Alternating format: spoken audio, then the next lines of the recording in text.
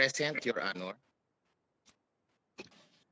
From MMDA, Legal Department, Attorney Angelo L. Ditera. Good morning, Your Honor. Senator. From COA, we have the Service Chief of Legal Adjudication Unit, Attorney Laarni Victoria B. Lim. Attorney Jennifer P. Alacon. Supervising Auditor, COA Philippine National Police, Mr. Carlo P. Almonidovar. Present, sir. And Legal Affairs Office, Attorney Ann Maureen A. Zenarosa. Attorney Zenarosa. Sabihin nyo naman, echo naman. Present, sir. From the IBP, we have the IBP Program Officer, Ms. Adrienne D.C. Hindi nyo pa pwede malagay doon. IBP Program Officer, Mr. Jimar Estiliore. Kindly raise your hand, sir. I don't see anybody raising their hands. Would you please do me the favor of raising your hand so I can recognize you? Don't be shy. Raise your hand. There, like that. Who's the last one? Kindly turn on your videos. First, ma'am. Estiliores? Mr. Estiliores? Estiliore. Mr. Estiliores, are you there? Yes, sir. Yes, sir. Can you raise your hand? I already raised my hand, sir. No, I didn't see you raise your hand. Where are you? It's hard enough to go on virtual. Can you raise your hand, please? Kindly turn on your videos. Present, sir. Peter. Go on video. Go ahead. From the Catholic Bishops' Conference of the Philippines, we have CBCP Episcopal Commission on Social Action, Justice and Peace, Reverend Father Antonio A. Labiao Jr. Bishop Tony, good morning. Your Honor, he's not around. He's not around, Your Honor. Would the CBCP, secretary please mention those who are around and just say those who did not attend? okay, sir. CBCP Episcopal Commission on Social Action, Justice and Peace, Mr. Edilberto C. Guyano. Okay, Edilberto. Leano. Thank you, thank you. How do I address you, Bishop?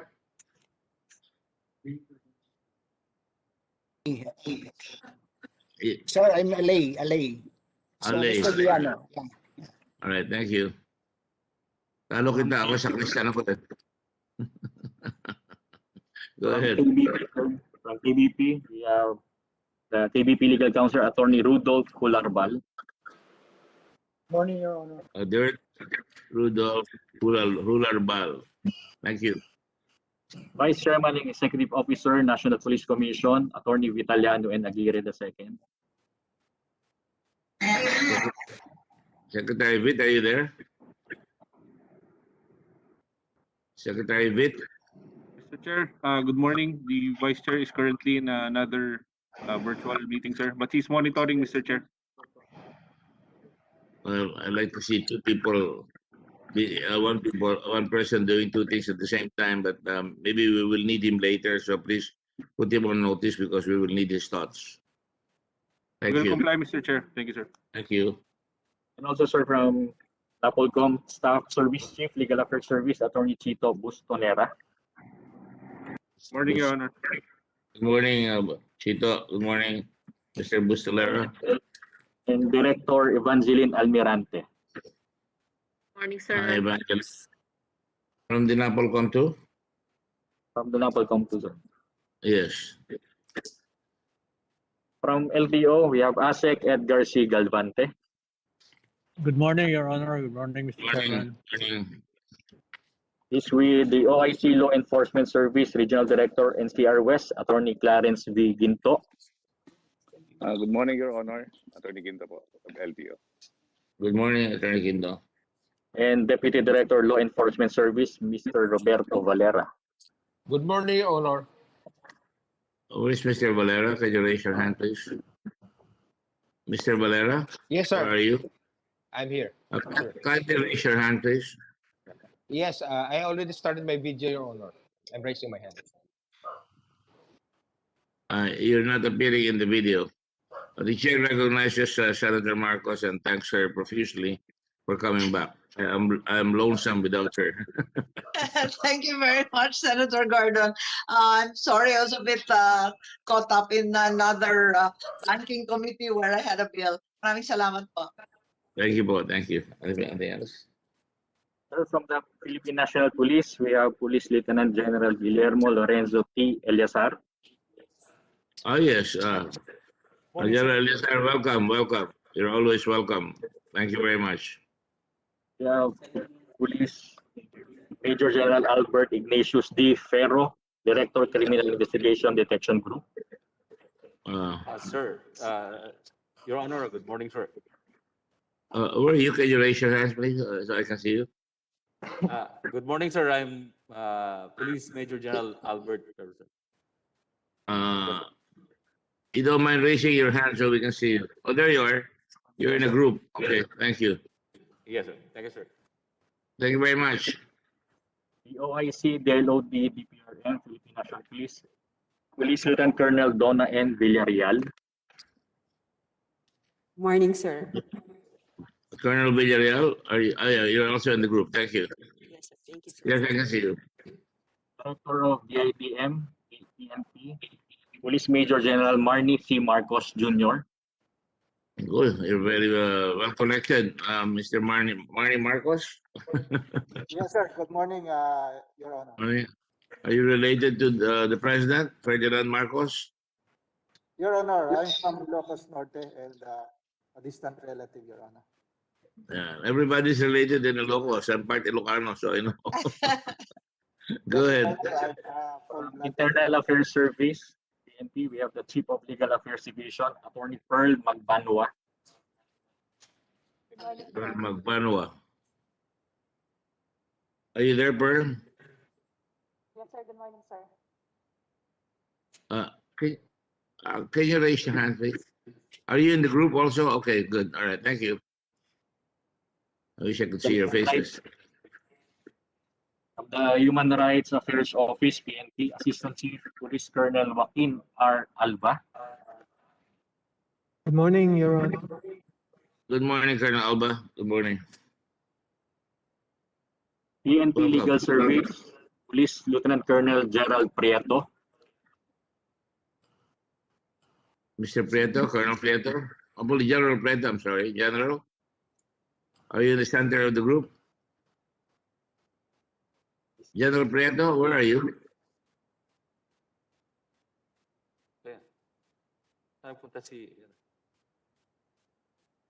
Well, we'll go on until he arrives. So go ahead.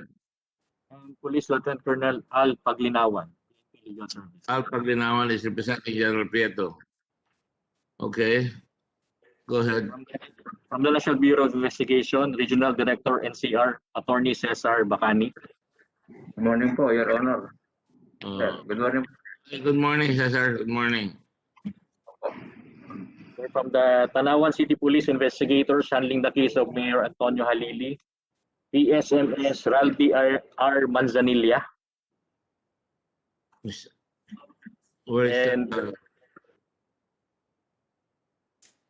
Where is PSMS Manzanilla? Are you there?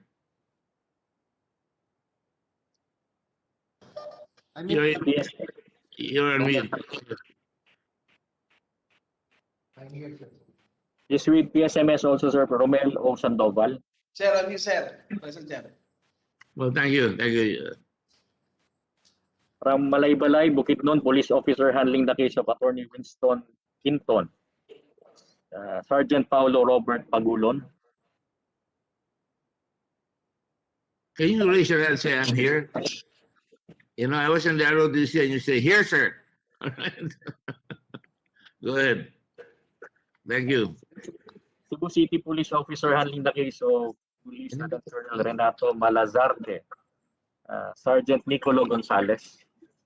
Sir, present, sir. Good morning, sir. Sergeant pala, Sergeant. I'm sorry. Sir, good morning. From Yes. Florida, from Florida Blanca, Pampanga Police Officer having the case of Joseph Bonera. We have Sergeant David Paul Chitagle. Present, Your Honor, good morning. Yes. Good morning.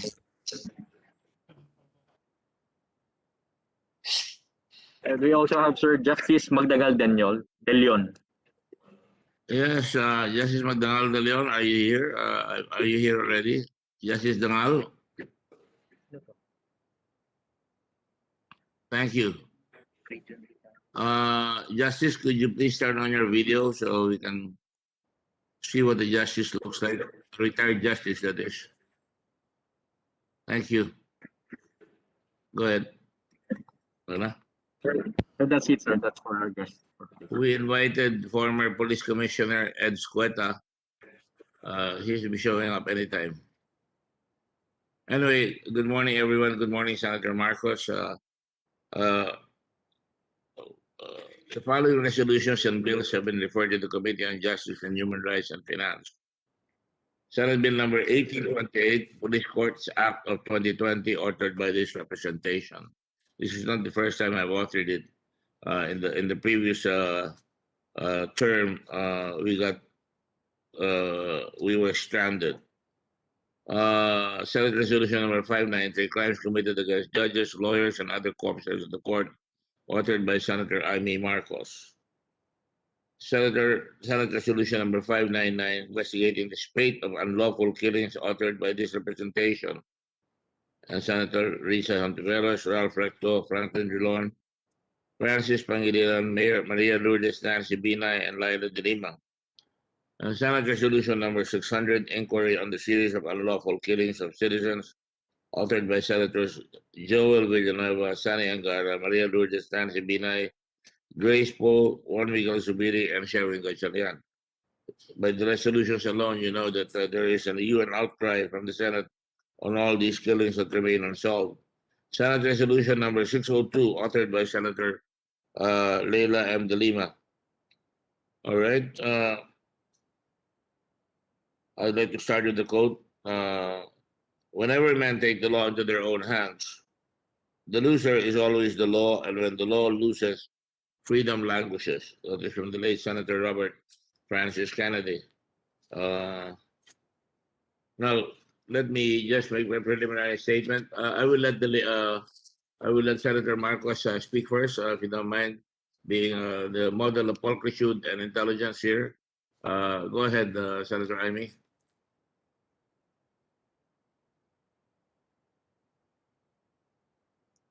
Senator Amy, would you like to make the preliminary remarks, or would you allow me to go ahead?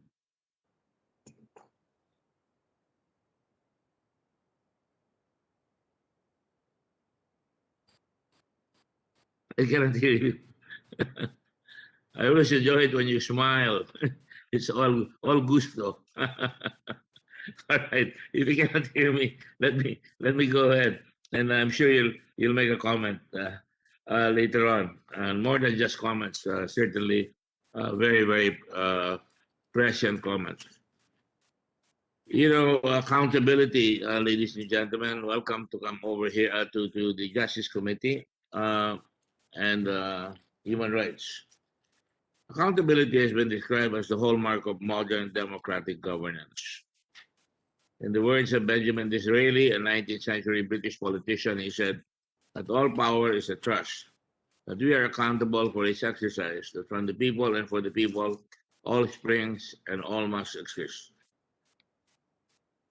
There exists a significant and overarching constitutional and fiduciary principle that those entrusted with public power are accountable to the public for the exercise of their trust.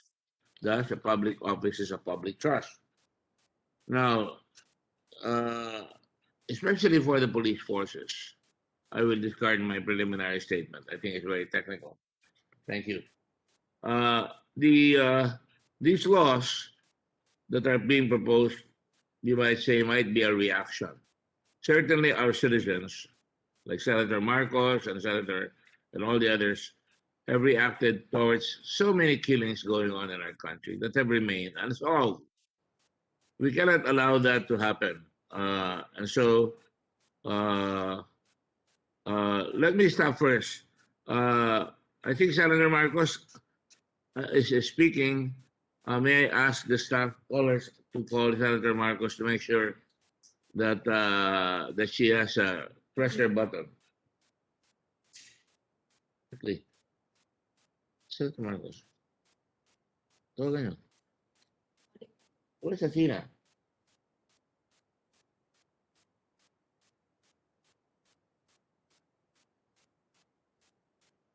All right. My mistake. Senator Marcos has the greatest ability to attend two hearings at the same time. In any case, going back to my prefatory statements, there is certainly not only a significant but an overarching reaction against all the killings that are occurring in our country. And the police, which means people in Greek, they are what you call the COPs. Normally, we know them as chief of police, but in reality, the original etymology is they are constables of the people. They protect the people. Constable with stability, so to speak, if you will. But lately, with all the occurring crimes that have been perpetrated and many people dying, it really has gone to the point that I say there's a violation of the Constitution, particularly the Bill of Rights, which assures every citizen of the right to life, the right of the people to be secure in their persons, Section 2 of the 1987 Constitution, the right of the people to be secure in their persons, houses, papers, and effects, against unreasonable searches and seizures, just like what happened in Cavite the other day, etc., shows the prevailing wisdom of the founding fathers of the 1987 Constitution, that life is sacred. And having said that, people have the right to their lives, to be safe, to be secure. But of late, more and more events have transpired where people are killed.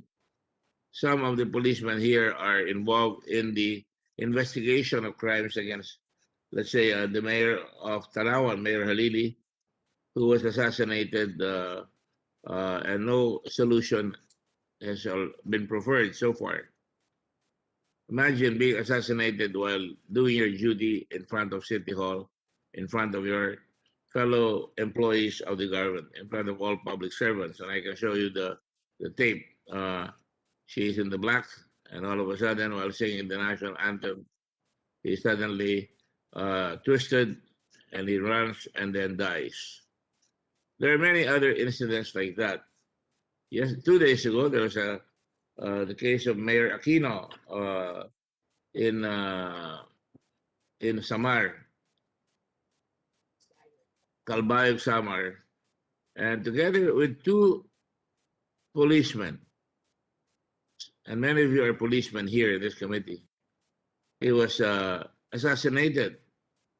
And horror of horrors, the day after, a seeming raison d'etat is preferred by the police. They say it was an encounter between the PIDEA and the mayor. That's very sad.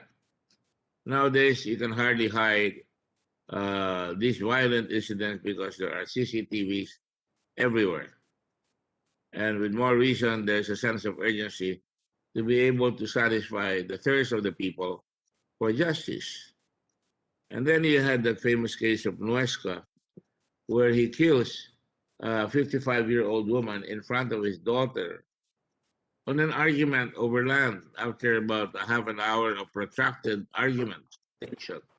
Police are trained to conduct rules of engagement, to be polite, to be courteous, to be firm and fair, and never to use their overpowering strength, the gun, which is given to them by way of what we might call the social contract theory. Citizens give their rights to be protected. They give their rights that policemen can carry guns to protect the people. But when they start going beyond the boundaries of that protection, they must answer, and they must answer swiftly. Unfortunately, there have been too many cases where policemen are involved. Even in the academy, people are hazed or brutalized. So there's really something wrong with the system that we have. When I was in the Constitutional Convention, I opposed the fact that we should have one national police force, civilian in character, all over the country, because once a policeman in one jurisdiction of the national police becomes corrupt or becomes a murderer, then the whole system, the whole PNP, is now under the focus of scrutiny, public scrutiny, and even disgust. So kailangan po maayos po natin to dahil pinagtitiwalaan ng pulis, nakalagay dyan, to serve and protect, magsilbi at protektahan ang bayan. Pero sa dami ng mga kaso na lumalabas sa ating bayan, ay nakikita nyo, hindi na po proteksyonan ang bayan, ang mga kababayan natin. Halimbawa na lamang, noong isang gabi lamang, nakita natin na in flag report, 48 victims were killed by unknown gunmen, usually on board motorcycle. But that's riding in tandem. I'm talking about policemen that are killed. 4 killings. For example, the perpetrators were identified as police officers. 3 of the killings perpetrated by police officers were done by ambushing the victim, either by riding a motorcycle or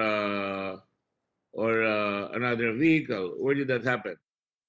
I can remember a case in Quezon when 2 groups, one led by a police group, killed everybody in a car, and they were gambling lords, so to speak. But even if they're gambling lords or drug pushers, no one has the right, except the courts, to conduct a hearing, give due process. You have no right to, policemen have no right to become judge, jury, and executioner at the same time. There have been many, many cases that have been involved. I can go back to my own case. My father was assassinated by a police chief who was in cahoots with the local government executives at the time.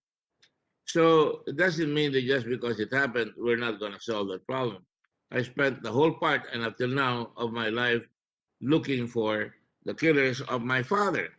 And, you know, sometimes you really have to know what goes into the mind of a policeman who is given a badge, who seems to think that he is overwhelmingly powerful.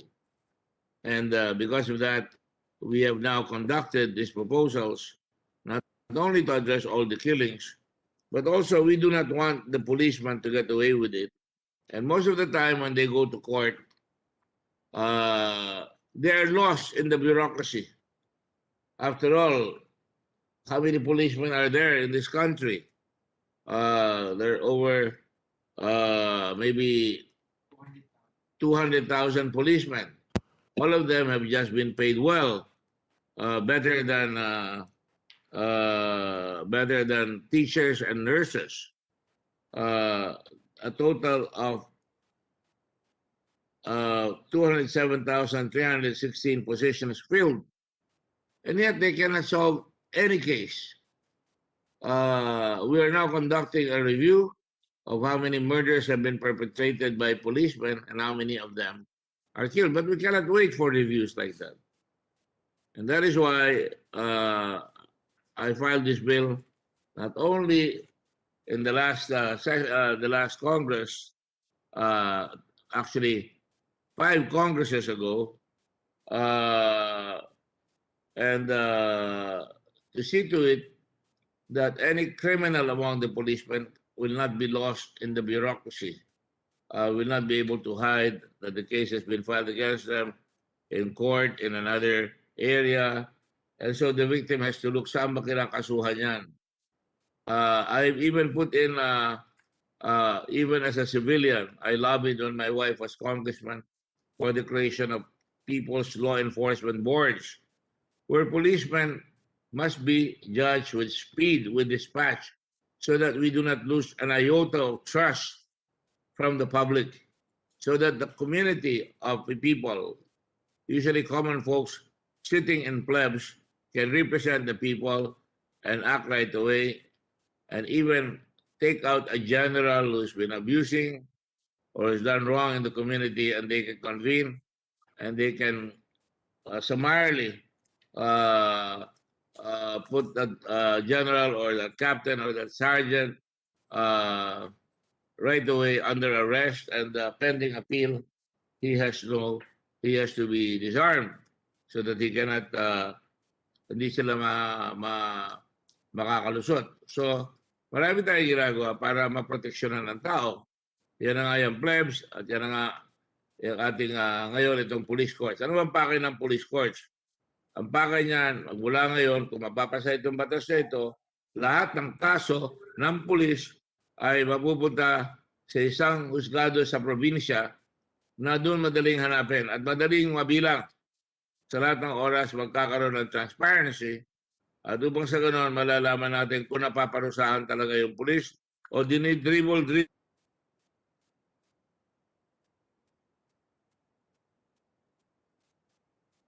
sense of justice in this country.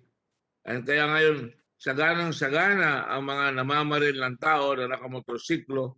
There was even a case in Mindoro, if I'm not mistaken, where 2 policemen were involved in killing a civilian. Mabuti na lang nahuli siya sa next town. Mabilis yung mga tao doon. Nakakahiya ang ginagawa ng ilang mga taong uniformado. How can you look at your children at night when you go home and some of your members are not good law-abiding citizens? You, who are authorized by the people to carry a weapon to fight for justice, use the very weapon that have been given to you to harass, abuse, maim, and kill people. And that is why the objective of this bill is to really make sure now we do away with many of the bureaucracies na usually pagka may dumaan ka sa bureaucracy, lalo na yung mga administrative, nagkakaroon tayo ng sistemang kabaro. Hindi natin dapat kasuhan yan. Kabaro natin yan. Baka mangyari sa atin yan mamaya. Ganun rin yan. But the very law that protects you when you violate yung system na yan with the kabaro, eventually will catch up with policemen. And therefore, it is important that this bill ay dapat maging the sword of Damocles, so to speak. That you can run but you can't hide. Kapag ikaw ay nakasakit, nag-abuso ka, criminally, you abuse the constitutional rights of the people, you abuse PNP operational procedures, and the Code of Ethical Standards committed by members of PNP, criminal cases, diyan ay babaksak, hindi na sa Napolcom, hindi na sa Department of Local Government. Yan ay tuloy-tuloy, halimbawa yung kay Nuesca, tuloy-tuloy na yan pagka dumaan sa Regional Appellate Court ng PNP, hindi na aakyat sa Secretary of Local Government, at yan ay tuloy-tuloy na sa husgado. At ngayon, magkakaroon kayo ng pagkakataon na hindi nyo binigay ng mga salarin sa mga mamamayan na pinatay ng wala man lang husgadong umabot. Kahit na sino pang masamang tao, drug pusher, kahit na sino pa, kahit na sa harap pa ng West Barilin yung tao, kung hindi binigyan ng due process, you are guilty. You'll be adjudged guilty by any judge if we do not take and follow the rules of engagement and protect the basic rights of the accused. So based on that now, and based on all the crimes that have been perpetrated, gusto kong malaman ninyo na ito ay tatalakayin natin ngayon. Ito ay garansya ng gobyerno na magkakaroon ng efficiency and high-quality decisions and resolutions of cases. ito ay magkakaroon tuloy ng makakahina ng maluwag ang mga tao na pagka pulis ang kalaban, may laban na sila. At hindi ko nilalahat ang pulis ha. Even a few rotten eggs can ruin the entire basket. So, sayang ang pinag-aralan sa PNPA, sayang ang pinag-aralan sa PMA pagka niyurakan ang karapatan ng tao. Ito sinasabi ng UN report in 2020. More than 8,000 people have been killed in the war on drugs, and there has been only one conviction for murder despite thousands being killed. In fact, inamamatay for the last 5 or 10 years, 10 years, ay 30,000 doon sa mga riding in tandem. Halos walang nasosolve. We will not take it any longer. And the Congress of this country, while we cooperate with the executive, we will not cooperate with injustice. You are not exempt from the long arm of the law. You are not exempt from facing charges just because you wear a uniform and a badge. So on that note, I'd like to start now. We have also some guests here, Attorney Federico Agcawili with the Philippine Bar Association, and MMDA General Manager Jojo Garcia, the President of the MMDA, and eventually, you know, I had complained to Mr. Garcia at one time that right in front of this building, may binaril na naka-van na prominenteng tao, and I don't care kung sino siya, kahit na prominente siya or naman, ay pinagbabaril magkabila at namatay. At tinawagan ko agad si Mr. Garcia ng MMDA. Ganun dapat ang maging attitude ng bawat tao na hindi mag-uusisa. Ang nalulungkot ako, kahit sabihin nyo na yung mayor na napatay sa Calbayog, biglang na lang sasabihin involved sa drugs, that is not a reason to kill. That is why you are there. You're trained to investigate. You're there to produce evidence. You are there to train every day so that you get your men. But if you use the gun, you have no business staying in the police force 1 second because you're a killer.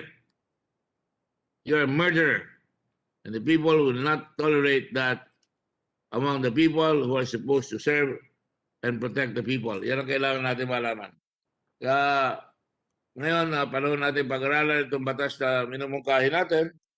At gusto ko sana imbestigahin lahat yung mga namamatay dito magmula nung January 1 para malaman ninyo ang number of victims ng mga riding in tandem na walang nasosolve.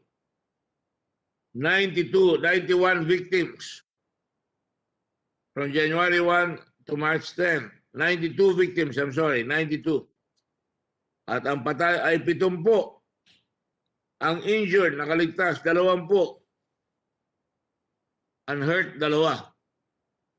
So, kung tanongin kaya kayo ng mga anak ninyo, tatay, bakit walang nasosolve ang pulis? Matitingnan nyo ba ng diretsyo? Ang sabi nyo na bisaklat ang pulis, na wala silang focus. How many thousands of cold cases are there na hindi na nabubuksan dito sa atin bayan? Kaya umpisahan na natin itong investigation natin in aid of legislation at since this is the Committee on Justice, I will ask the Committee Secretary to put everybody under oath. You're appearing before the Senate of the Republic of the Philippines in a very important investigation. Mr. Secretary, Committee Secretary, please administer the oath.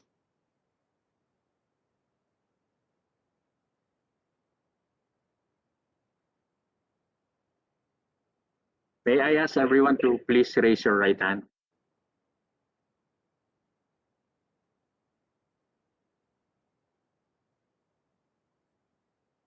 Okay. Do you swear to tell the truth, the whole truth, but and nothing but the truth in this hearing. Yes, I do. All right, the chair looks at all of you and you raise your hands, except the gentleman with the pencil there in the middle. Excuse this gentleman. Attorney Reggie, you have not raised your hand. Okay, let the record say that Attorney Reggie has finally raised his hand.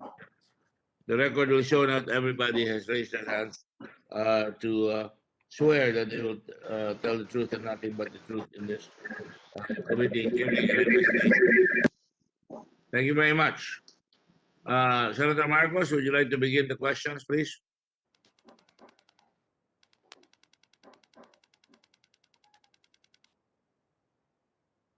Senator Marcos? Tawagan niyo nga.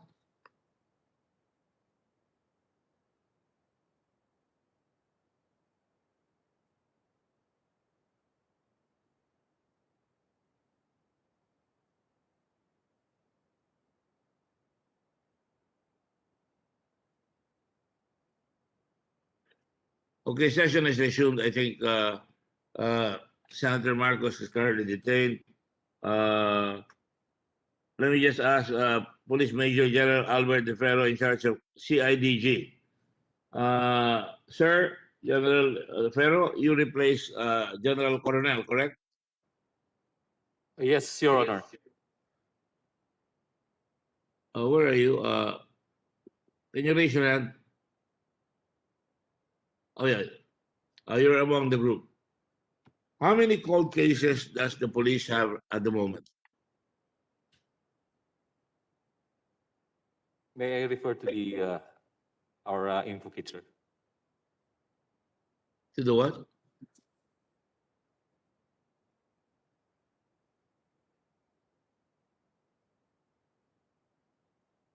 Do you have an answer? We'll check first with the reference, sir. Wala tayong number.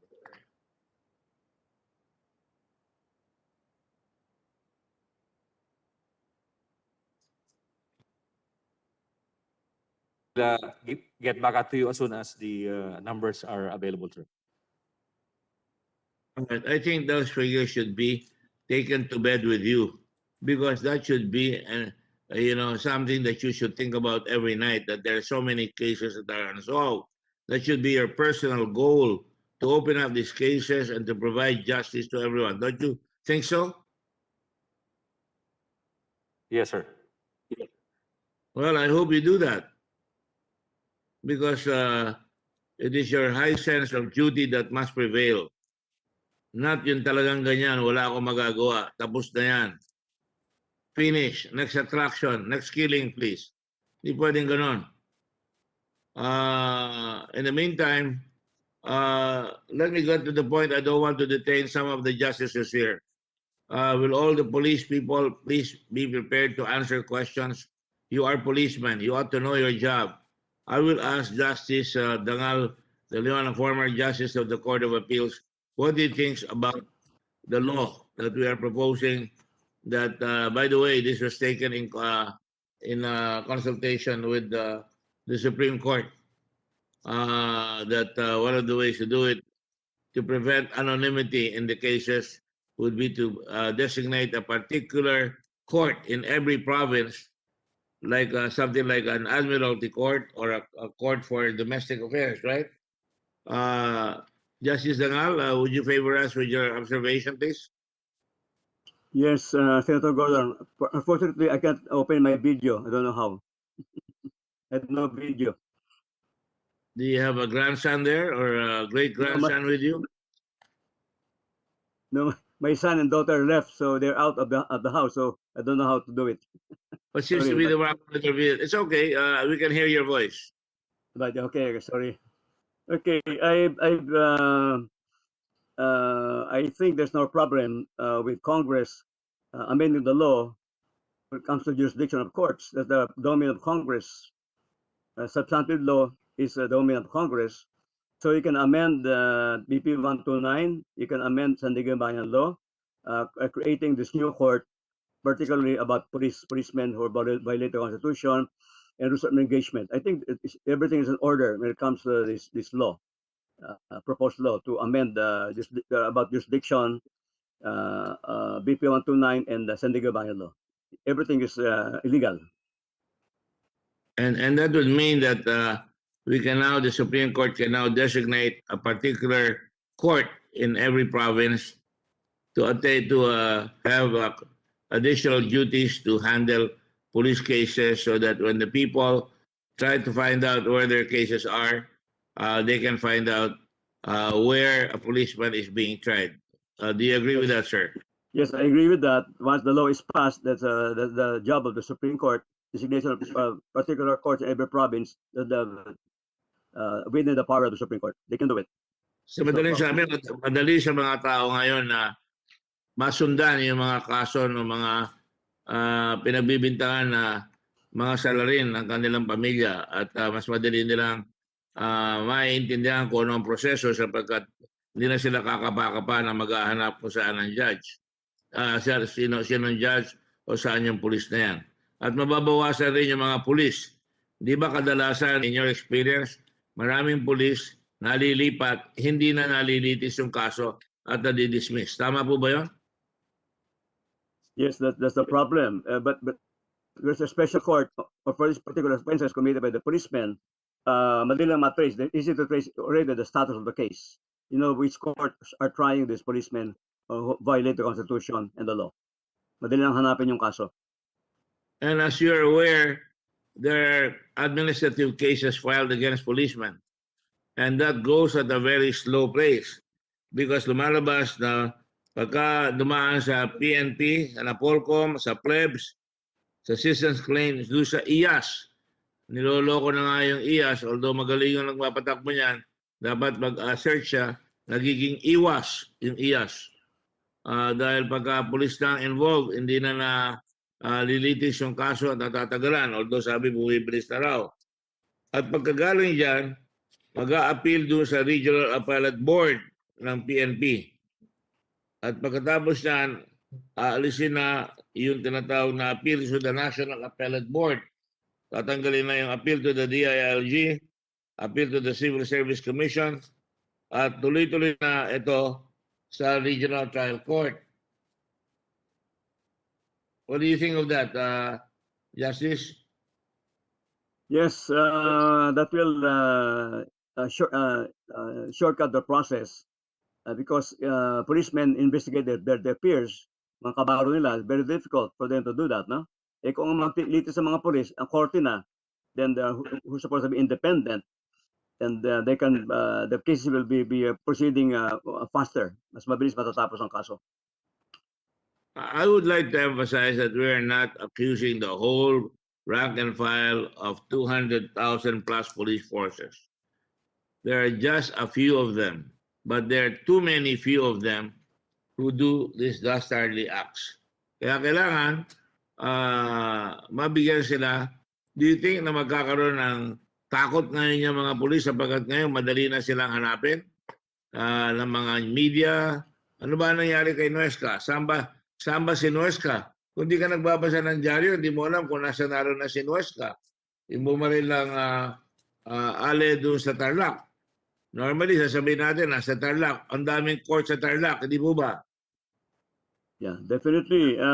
May special courts for policemen. Madali na mahanap yung kaso. Hindi rapo sa isang korte. Rapo iba-ibang korte yan.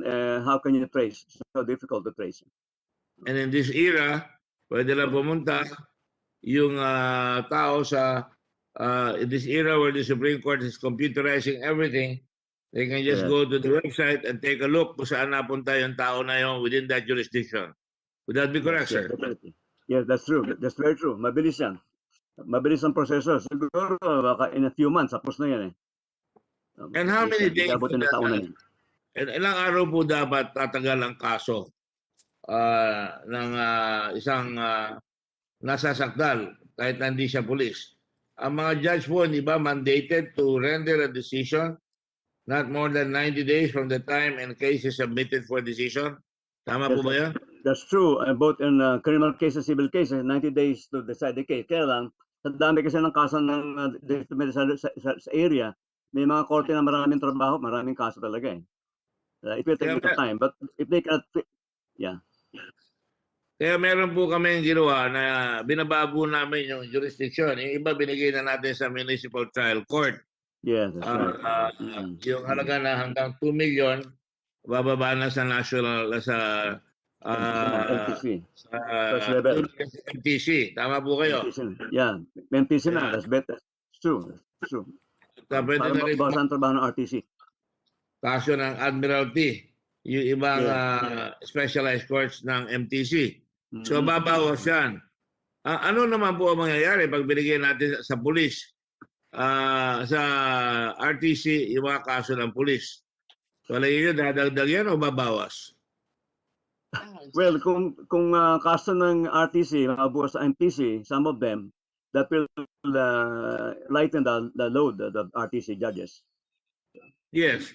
Pero ano kaya ang impact psychologically sa mga pulis?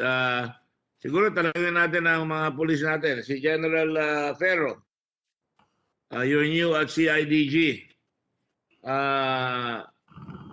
Anong reaction nyo dyan sa batas na yan? Na pagka ngayon involve ang isang pulis sa katiwalian, katulad ni Nuesca, katulad dito mga nahuli, yung nahuling bumaril doon sa Mindoro tapos tumakbo, nakamotorsiklo, nahalang lang siya ng mga tao doon sa susunod na bayan. I can give you the name in a few minutes as soon as my staff wakes up. Sir, as to the case of former police officer Nuesca, he's still in jail and he's dismissed from the PNP service, sir. Yeah, that's what I mean.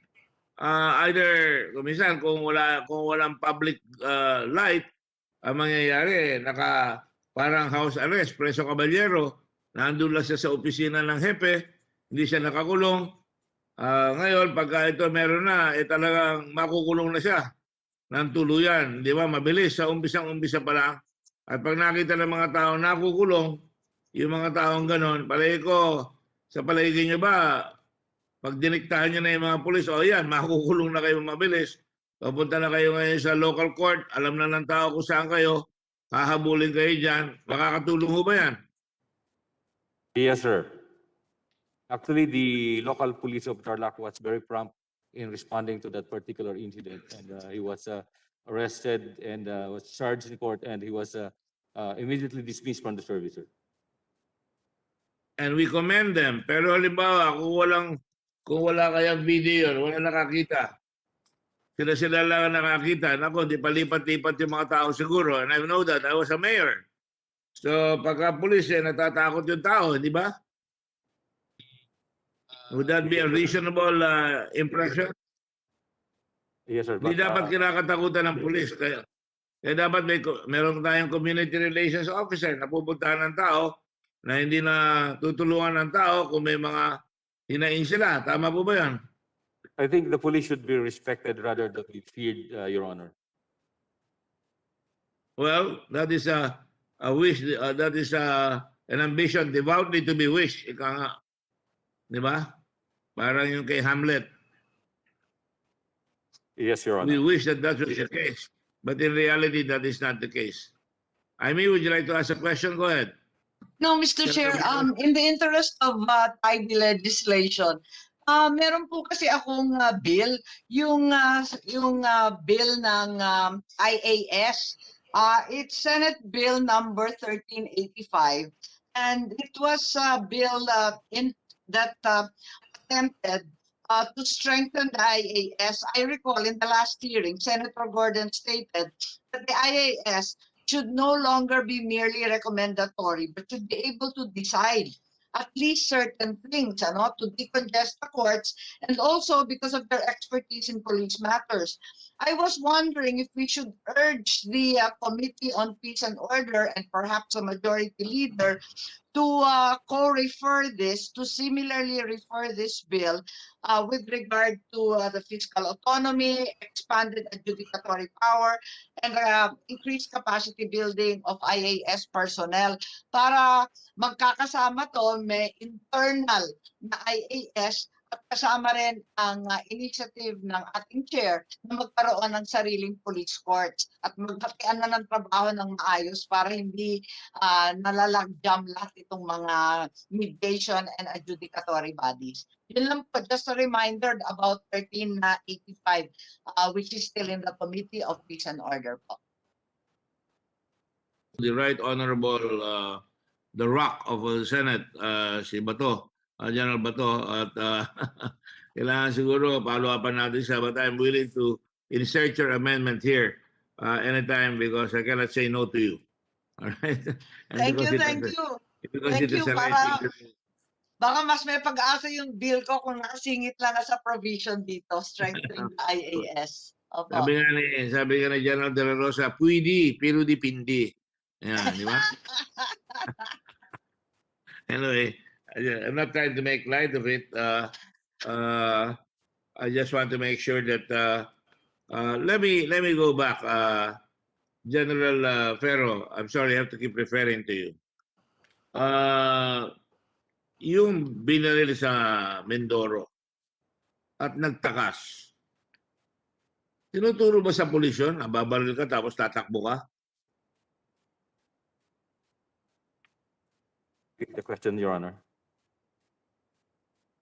I know, I will rephrase para makakala nyo na nasasaktan kayo din sa tanong ko. Isang kailangan sabihin ko talaga totoo. Hindi naman tinuturo sa pulis na bumaril ng tao, hindi ba? Unless talaga in defense. Di ba? Kailangan self-defense o talaga wala ka na magagawa dahil mapapatay ka o talaga alam mo. Tama po ba yan? Yes, sir. All right. The PNP adhere to the rule of law and the police operational procedure. Your Honor, I have with me the list of unsolved heinous and sensational crimes from January 1 of last year to December 31 of last year. The total is 1,877, ranging from the different criminal cases of murder, rape, kidnapping, serious illegal detention, carnapping, parricide, violation of Republic Act 9165, robbery, qualified piracy, qualified bribery, treason, plunder, infanticide, arson. So these are the cold cases that is available on hand, sir, for your reference, sir. Thank you. I would like to get a copy of that if I may, so we can evaluate that. I'm not going to pass judgment na yun lang ang kaso. Alam ko marami.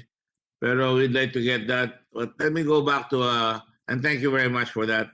Let me ask you, yung bumaril dyan sa Mindoro, kasama ba yan dyan? Yung si Senior Inspector Magdaleno Pimentel Jr. at saka si SP Markson Almendras. Ginawa ng mga pulis na yan, ay bumaril sila doon sa isang bayan at biglang tumakbo. At habang tumatakbo sila, masabat sila doon sa kabilang bayan, sumisigaw pa siya, tropa, tropa. Sabihin, tropa tayo. Huwag niyo akong pakialaman, at katropa niyo ako. Ano nangyari dyan sa kaso na yan? We will That look is into one of that, the sir. most blatant. We will look into that, sir. We believe it is in 2016, and we will conduct further research on that, sir. According to the Inquirer on November 7, 2017, sir. Yes, sir. We'll Senior Inspector Dalino Pimentel and Inspector Markson Almecrans are back on duty. We will check on that, sir. Well, you know, this is the Senate. This is your Senate. I'm sure you vote for the Senate, and I hope you voted for me. And even if you did not, we are still the Senate of the people of the Republic of the Philippines. Pero, ayan, huling-huli, tumakbo, may flight, may treachery, gabi, nahuli, pero ang lumalabas dito. Pakitignan nyo nga lang yung investigation na yan. Now, tanong ko kayo, kung yan ay na-file kagad sa korte sa regional trial court. At hindi lang sa IAS o hindi lang sa administrative cases. Palagi ko tapos na yan eh. Dahil maraming testigo eh. Would you agree, sir? I would definitely agree with you, sir. And the PNP does not allow any misdoings of our personnel. And immediately, if he is the evidence will stand in court, I think he will be dismissed and he will be criminally charged, sir. You know, you sound like a very, very outstanding policeman. I'm sure you will not be there. And I'm sure you're a lawyer. Are you a lawyer, sir? No, sir. Okay. Kasi si Gilles Coronel went to the same university as I did. Magbibiro lang ako, the University of Law, College of the Philippines, UP Law School. But anyway, a lot of cases have been filed in court are not resolved or dismissed because kulang ata sa supervision ang mga kinaukulan sa pulis na they neglect attending to their court duties. What do you think is the impact pagka yung tao di nalilitis yung kaso at yung mga napatay o naabuso, nakikita nila? I'm sure gusto kong makita na ang mga pulis, put yourselves on the side of the people that have been abused. Siyempre, magagalit ang tao. Tama po ba yan? Yes, sir, because that's a duty with the police to attend diligently on all court proceeding. And that is a grave offense if you fail to attend in any instance in any scheduled hearing, sir. In fact, even in the case of Nuesca, ayaw niya magpa-test sa drugs. Kaya I believe, sir, Sergeant sabihin, tested for drugs, sir. Yeah, kung hindi natin babantayan, talagang kahit anong galing, walang mangyayari. Now, how is the PNP monitoring pending cases? Kung ganon. Actually, it's been one of the best practice of CIDG and other PNP units to have a case monitoring for every filed cases in court, sir. And I don't have to have my people review it. I'm sure marami tayong makikitang kaso na na-dismiss dahil yung police hindi nag-attend. Tama po ba yan? Correct, sir. And I would like to report to the Honorable Senator Gordon that there are cases filed against police officer that are negligent of their duties and other criminal acts. So, in fact, I will help you, Current General. I'll help you. I'm looking at the Inquirer dated April 22, 2015. Sinasabi dyan, PNP sues over 100 cops for failing to testify in court versus drug suspects. Maganda sa press release. Pero ano nangyari doon sa mga pulis na yan? Tinanggal ba yan? Ano ang attrition rate natin sa pulis sa mga ganyang kaso? Ilan ho ang natatanggal sa pulis every year? Do you know? sir, may I ask the director for the IDM to answer to the rate of the PNP members who are being found not to fail to testify in court because that's in the ambit of the directorate who has the database on CAPS failing to testify in court, sir. Before you do, let me just say I have confidence among the many generals in the PNP that they will not tolerate that. Pero siyempre may pressure. Hindi mawawala yung pressure na pagka kapwa police, medyo nadadrag ang paa. Hindi sila basta gagalaw. At hindi natin maalis na komisan nagkakaroon ng bata-bata system, which is probably few and far between. But nonetheless, one case like that is one too many. Would you agree, sir? I would definitely agree with you, sir. And in fact, sir, the PNP have launched the internal cleansing initiative, wherein we were able to establish a counterintelligence unit purposely to look into scalawags and police that are not diligent in their work as a law enforcer. And the PNP leadership, I believe, does not tolerate those that are remiss in their duty. And we do believe that we cannot really gain the trust and confidence of the people if we are remiss and we are not diligent on our work, sir. The advice, the rank and file of the PNP, that this should be said in every police, di ba sa umaga, tinatawag niya yung mga police para magkaroon kayo, ito nangyari kagabi, may patayan dito, may nagnakawan dito. Pero tandaan nyo, tayo ay mga police, tayo pinoproteksyon natin ng tao. Di ba meron kayong ganoon every day? Definitely, sir. When I was the provincial director of Compostela Valley, every single day, our chief of police come up with a crime statistics, crime analysis on every barangays, every sitio. So I do believe that each leader of different police units have a monitoring system, a database that monitor the crime situation in every barangays, including drug affectation and other issues that concern the public safety of our people. Yes. Naniniwala ako sa inyo. Pero siyempre, again, one case na nagkamali tayo is one case too many. Pero hindi lang one case, marami. My staff is asking me if they can show a video here. Huh?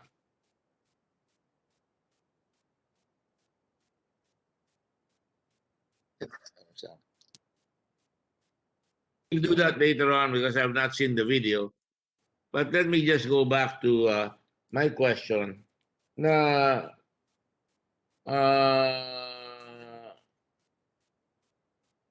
anong sagot ho ni General Marnie Marcos Jr., Directorate for Investigative Record, ng list of police cases? Meron ho ba? Yes, Your Honor. If I may, Your Honor, we have a data from our e-subpoena that there are a total of 138,599 cases from calendar year 2015 up to this date, Your Honor. And as per instruction of our Chief PNP is to review why this failure to attend court hearings and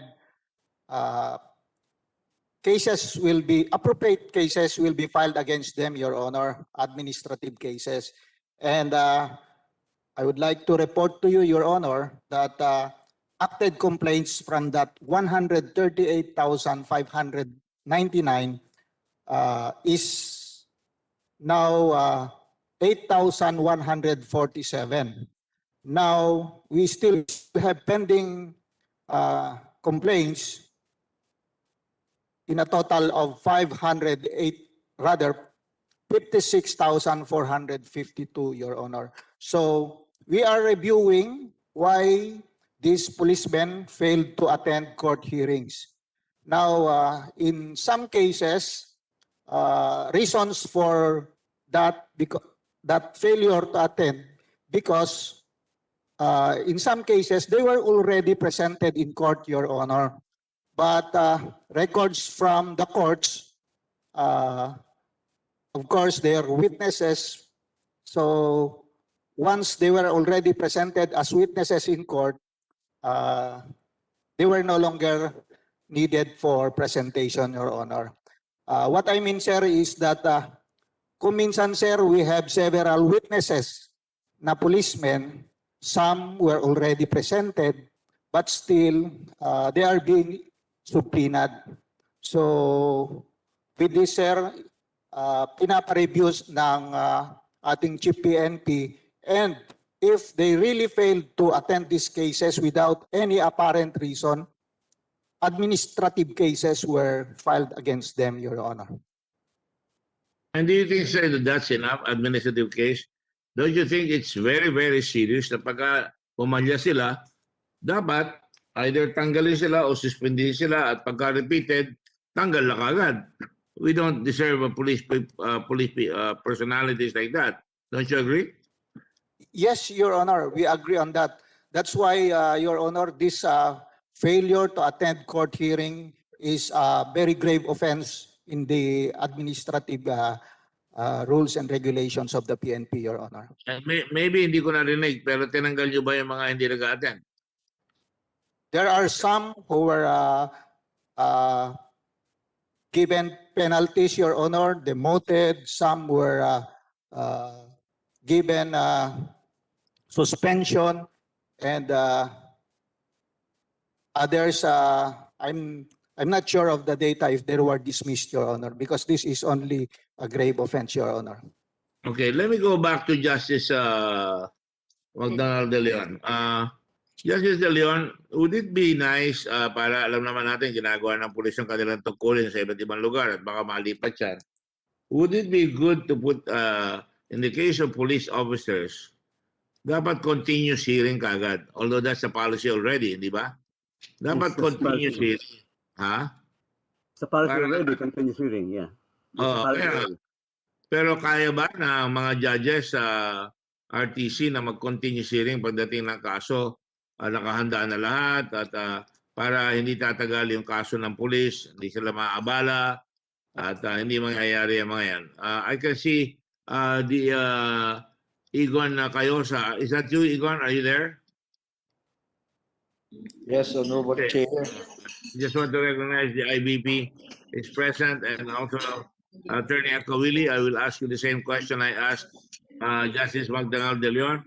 Do you think that talagang strictly enforced yung pag-file ng kaso, halimbawa magawa itong police court sa continuous hearing hanggang matapos? Justice Dangal, kaya ba yun? Supposed to be, that's since 2017, pumasa na yung continuous trial of criminal cases, September 2017. Pero problema kasi, depende sa area eh. May mga courts na Metro Manila, yung metropolitan area, talagang masyadong maraming kaso. Pero sa mga probinsya, small towns, that's doable. Kung konti lang ang caseload ng mga judges. Depends Pero on I'm sure the the place. Supreme Court in its wisdom, and certainly when I attend the next Judicial Bar Council, I would like to say this to the Chief Justice, na siguro dapat bigyan muna ng priority yung mga kaso ng pulis para mabilis magawa at bantayan yung mga judge sa kanilang paglilitis ito mga kaso ng pulis. Would that be a step in the right direction, sir? Yes, that would be good. If the Chief Justice will tell the judges, give priority to these cases. Kasi that can be the advice to the judges to give priority to these cases of policemen. Para sa ganun, magkakaroon ng exemplary effect. Yes, yes. Attorney Cayosa, what do you think? Mr. Attorney Chair, Cayosa, President of the IBP. Yeah, Mr. Chair, based on the experience of the specialist courts like the commercial courts, family courts, and the heinous crimes courts, there are practical and strategic advantages to designate specialized courts so that the cases would move much faster. Even in the deliberations of the JBC and the choice of the appointing power for the judges for these specialized courts, the designation will be more focused on the skills and the character needed. Also, if there are specialized courts, the judges sitting therein could be given special training by the Honorable Supreme Court. These are the advantages, Your Honor, that moves these cases faster when there are specialized courts. I think we have that in our law proposed bill that the Supreme Court shall create a special court by designating to be called the police court. Police courts shall have jurisdiction over civil and criminal cases involving abuse of authority, whether in off or on duty. Police courts shall have jurisdiction over civil and criminal cases arising out of the violation of a member of the PNP or its PNP operational procedures or other police protocols designed to protect the rights. And therefore, dapat sa qualification nila, iti-train pa sila ng Judicial Academy. Would that be a step in the right direction, Attorney Cayosa? Yes, Your Honor. So pwede natin ilagay yun na dapat may training kagad yung mga judges na ma-designate dyan. In fact, that's in our bill. Supreme Court shall provide periodic and continuing training on police court judges and court personnel on police protocols, police tactics, rules of engagement, PNP operational procedures, Philippine and international human rights laws, etc. Would you agree to that, sir? Yes, Your Honor. Specialized training and specialized knowledge will enable the courts to move faster and with much precision because they know the operations of the law enforcers. It makes sense, Your Honor, that will be very helpful. Yes, sir. And what do you think would be the impact of this on on the police rank and file when you have a special court focusing on the crimes committed by policemen on a continuous hearing basis and who are qualified because they have started training, they have finished training on procedures of police forces? Well, the expected justice believes, Your Honor, to be achieved by specialized courts dealing with PNP officials or personnel will put on notice the few in the PNP who might be minded to break the rules.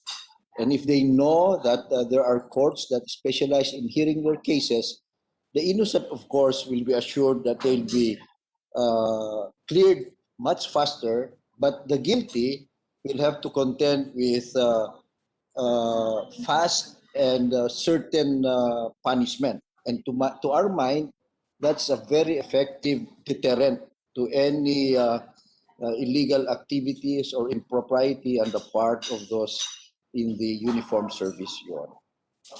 Thank you. And what about the Philippine Bar Association? I understand my good friend Attorney Rico Domingo, incumbent president of the Philippine Bar Association, and Attorney Alcawili is also there.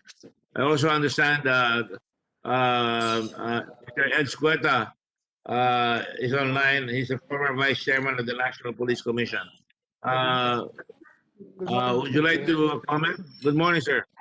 Yeah, good morning, Mr. Chair. Thank you for inviting me. The original invitation was actually to my esteemed predecessor, Attorney Federico Acawili, who relayed the invitation to me right now. It was a very Thank you, short Rico, for notice. attending. Thank you, Mr. Senator and Chairman. My threshold concern really is that we are actually, with all due respect, we applaud the objective and the rationale behind the proposed creation of the courts. No? But I was thinking, I mean, from my 44 years of practice, even if you put another layer, and I suppose it's not a layer that is police-centric, because even the Supreme Court on its own can actually establish or create specialized courts, right? Like intellectual property court, as you correctly said, the other specialized courts, right? The corporate courts and everything. But what I'm saying, Your Honor, is that there should be a very thorough study on potential duplication of functions of other courts that are existing that are part of the hierarchy of judicial system, Your Honor.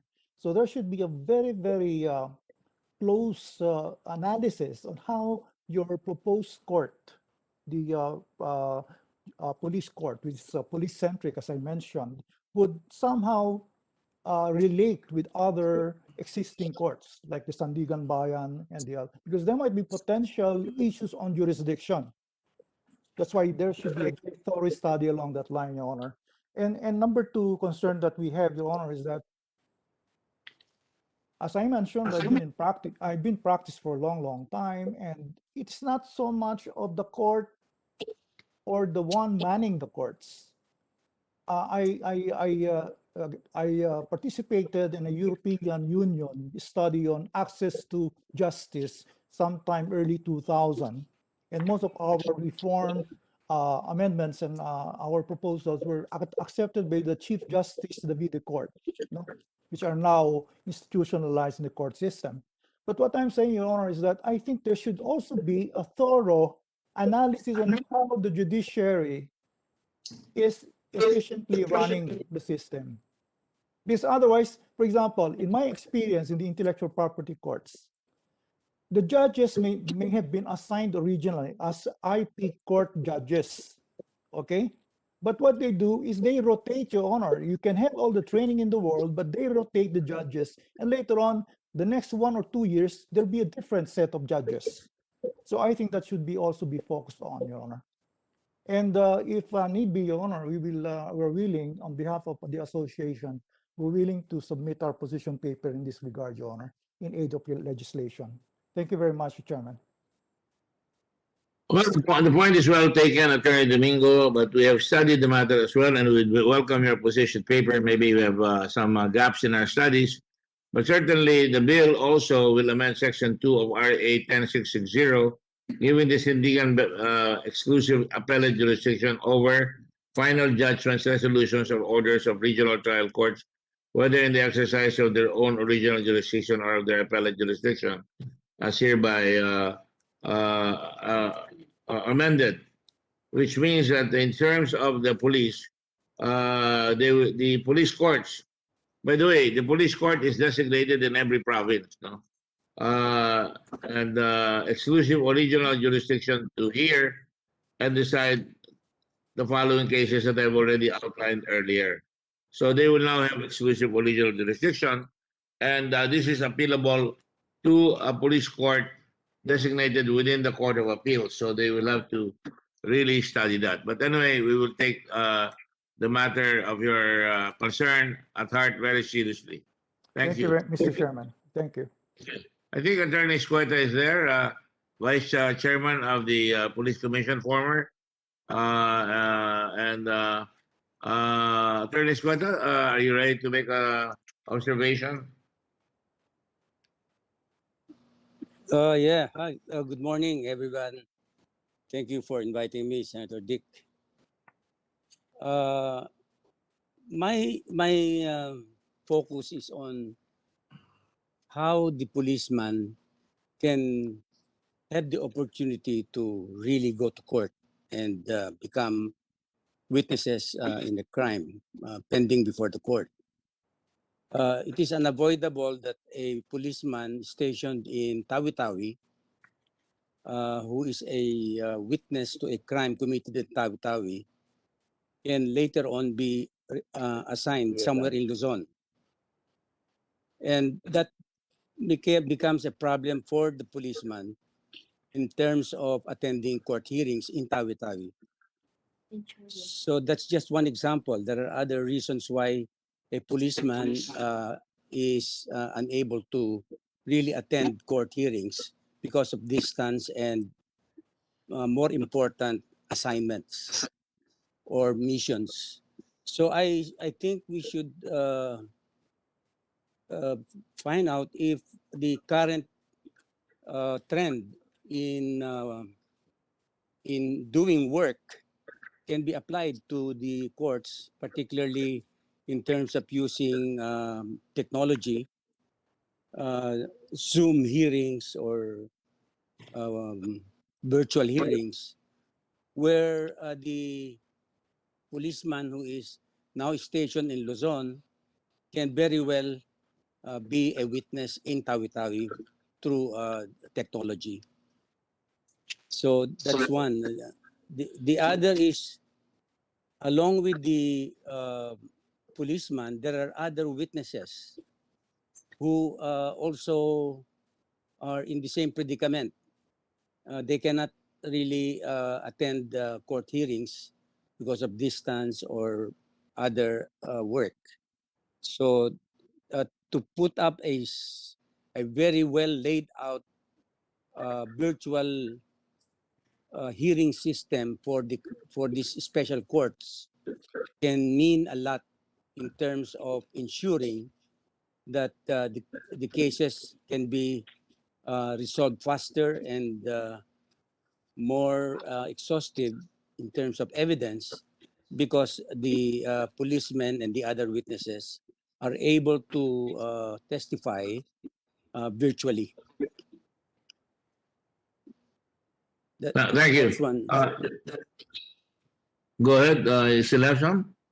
Well, that's one of the issues that I've encountered when I was in NAPOLCOM, And I found out that really, in many cases, policemen are unable to attend hearings, particularly drug cases, because of distance.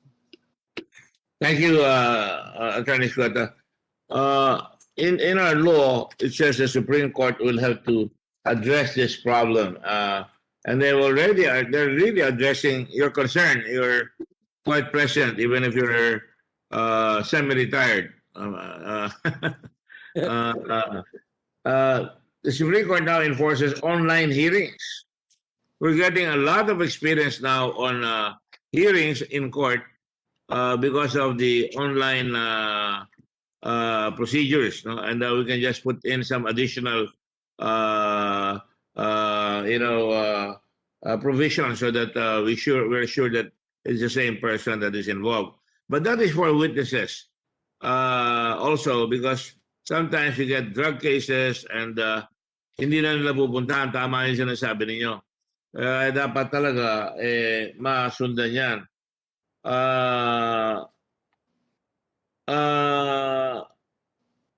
Yung sinasabing na kakayanin niya, dahil sa tingin ko mas importante sa akin, na lalo na kung ang nasasakdal ay pulis, dapat talaga nakalagay sa law dito that the PNP must ensure that the attendance of these people in court. That's the law. Duralex said law. Duralex said Lex, no? So ang importante, yung mga tao, may budget naman ang PNP na malaki dyan, may lalagay yan na pwede silang hilahin kung naandun. But I would imagine that if he has a case pending, especially an important case, hindi dapat ililipat yan. Basta-basta ng PNP, dapat may order, mayroong communication with the Supreme Court, or at least with the Office of the Court Administrator, that the PMC under our law shall seek approval from the appropriate prosecutor of the police court to which the case is assigned, if any transfer the assignment of the accused personnel subsequent to the filing of the complaint. So we can fill in the gaps, and I think your points are very well taken, kayo ni Attorney Domingo and Attorney Squata. We will put that into consideration when we draft the bill. And right now, we have to make sure na maybe we should ask Attorney Chito Bostanero, kasi hindi ko alam kung darating nga, hindi nga dumating pa si Vit Aguirre, pero naandyan nata si Attorney Chito Bustonero. Ano ba? How do I pronounce this? Bustonero? Bustonera. Bustonera. Bustonera, Mr. Chair. Yes, sir. Go ahead, sir. Go ahead. Comment, please. Yes, sir. Yes, sir, Mr. Chair. Secretary Aguirre, sir, is currently winding up his attendance in the 14th United Nations Congress on Crime Prevention. Because the last time he was here, he said he was very much in favor of this bill. But anyway, go ahead. Yes, sir. Sir, in the position paper that the NAPOLCOM submitted, sir, we indicated our full concurrence to the bill authored by the Honorable Senator. We have been supporting this provision, the passage of this bill since the 17th Congress, and we have just 4 specific recommendations, Mr. Chair. Number 1, sir, is that we recommend that the bill state that it is explicitly applicable only to the uniformed members of the PNP, because there are also non-uniformed members of the PNP, with the exception being that if the NUP is complicit in the violation of the uniformed personnel, then the police courts shall also exercise jurisdiction over his or her person. Number 2, sir, we recommend that the decisions of the NAPOLCOM and bank in administrative cases be made appealable directly to the appellate police courts instead of the Civil Service Commission, owing to the peculiarities involved in deciding cases against police officers, Mr. Chair. Number 3, Mr. Chair, we recommend that a provision be inserted to the effect that the civil aspect of a criminal case filed before the police courts shall be heard exclusively also by the police courts and shall not be subject to reservation or filing to another court or regular courts by the complainants. And lastly, Mr. Chair, we recommend that a provision similar to RA 9708 be inserted to the effect that a pending civil case shall also be a bar to promotion against a police officer for a period of 1 year from the date of the issuance of the pre-trial order, Mr. Chair. That's all for the NAPOLCO, Mr. Chair. Thank you. Those are excellent suggestions and by and large acceptable to the chair. Under Section 8 of this proposed bill, decisions and orders of the police court shall be appealed in the same manner and subject to the same conditions as appeals from the ordinary regional trial courts. And like I said, there would be a Court of Appeals sala designated to handle police cases, all in the interest of speedy justice and to prevent us losing the trust and confidence, and to prevent also the policemen from hiding within the gargantuan bureaucracy of the courts as well as the police system. Those are excellent suggestions from all the previous gentlemen that have spoken, and thank you very much that you took time out, gentlemen, to come out, and we're always open to more suggestions, if any. Now, let me just show you something. I hope the senior officers here can take note of why I'm aghast at sometimes the practices. It shows na kulang talaga sa baston yung mga pulis. Nakakala nila they can get away with anything. And kindly take a look at this video, if you don't mind. Go ahead.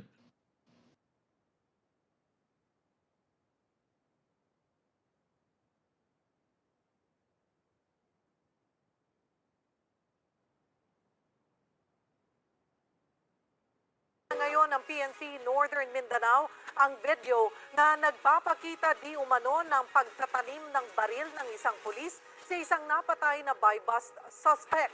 Sa nasabing video na viral ngayon sa social media, makikita ang isang lalaking nakaasul na long sleeves at naka-shorts na nakaupo malapit sa sinasabing bangkay ng napatay na drug suspect. Maya-maya, makikita na siyang may hawak na baril na pinaputok niya ng 3 beses bago ito inilapag malapit sa bangkay.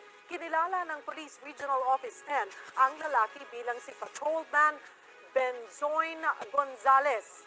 February 20 nang magkasa ng lehitimong anti-illegal drugs operations ang Valencia PNP sa Bukidnon. Target ng operasyon ng isang Paul Lopez at nagkaroon daw ng barilan.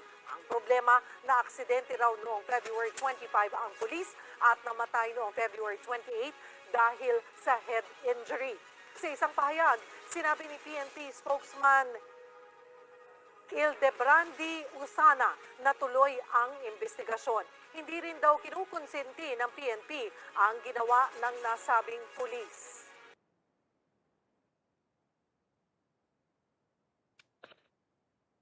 I am not fault finding. I'm not trying to come up and rifle shoot a certain situation.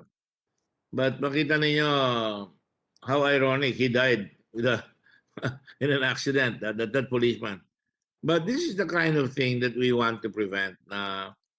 It puts our country and the president into some form of international criticism, which I really disdain. And now, if the police were to do their job properly, kaya nga sinasabi ko, dapat talaga magaling talaga yung police PNP chief, no? Na talagang binabantayan niya lahat yung mga aksyon na yan. Hindi tayo magkakaroon ng mga ganyang pagkakataon. And that is really, to my mind, in the implementation, we suffer. In the enforcement of discipline, in the enforcement of proper training, and in the enforcement, demanding integrity from the commanding officer, na hindi na dapat umabot sa TV yan. Dapat talaga, doon pa lang, ay tinamaan na siya doon sa kanyang commanding officer. Now, I go back now forward. No, not forward. I go back just a few days ago, and this has been the subject of much discussion in the Senate, on and off the Senate, when you had about 9 people who were killed, and And the basis for that, and even Senator Lacson was chagrined, he was a PNP chief, about what happened. Mag-issue sila ng warrant of arrest, and they have overwhelming force. Lahat sila may baril. Pero nakatepok pa sila ng siyam. Bloody Sunday ang tawag ng mga tao ngayon dyan. 9 activists killed, 6 arrested. Now, under this proposal, lahat yan papasok ngayon sa husgado. And sa akin, kung mali yung polis, sorry ka na lang, dahil warrant of arrest lang yan eh. I'm sure, di ba, General, to all the generals there present, pagka you have overwhelming security, overwhelming forces surrounding suspected criminals, hindi naman yung basta babarilin yan eh. Papalabasin yan hanggat maaari. Tama po ba ako? Sir? General Ferro or General... Yes, sir. You are correct, sir. We observe the rule of law and the police operational procedure in whatever police operation we conduct. And such activities that's being described by the different media outlets and operations against lawless elements.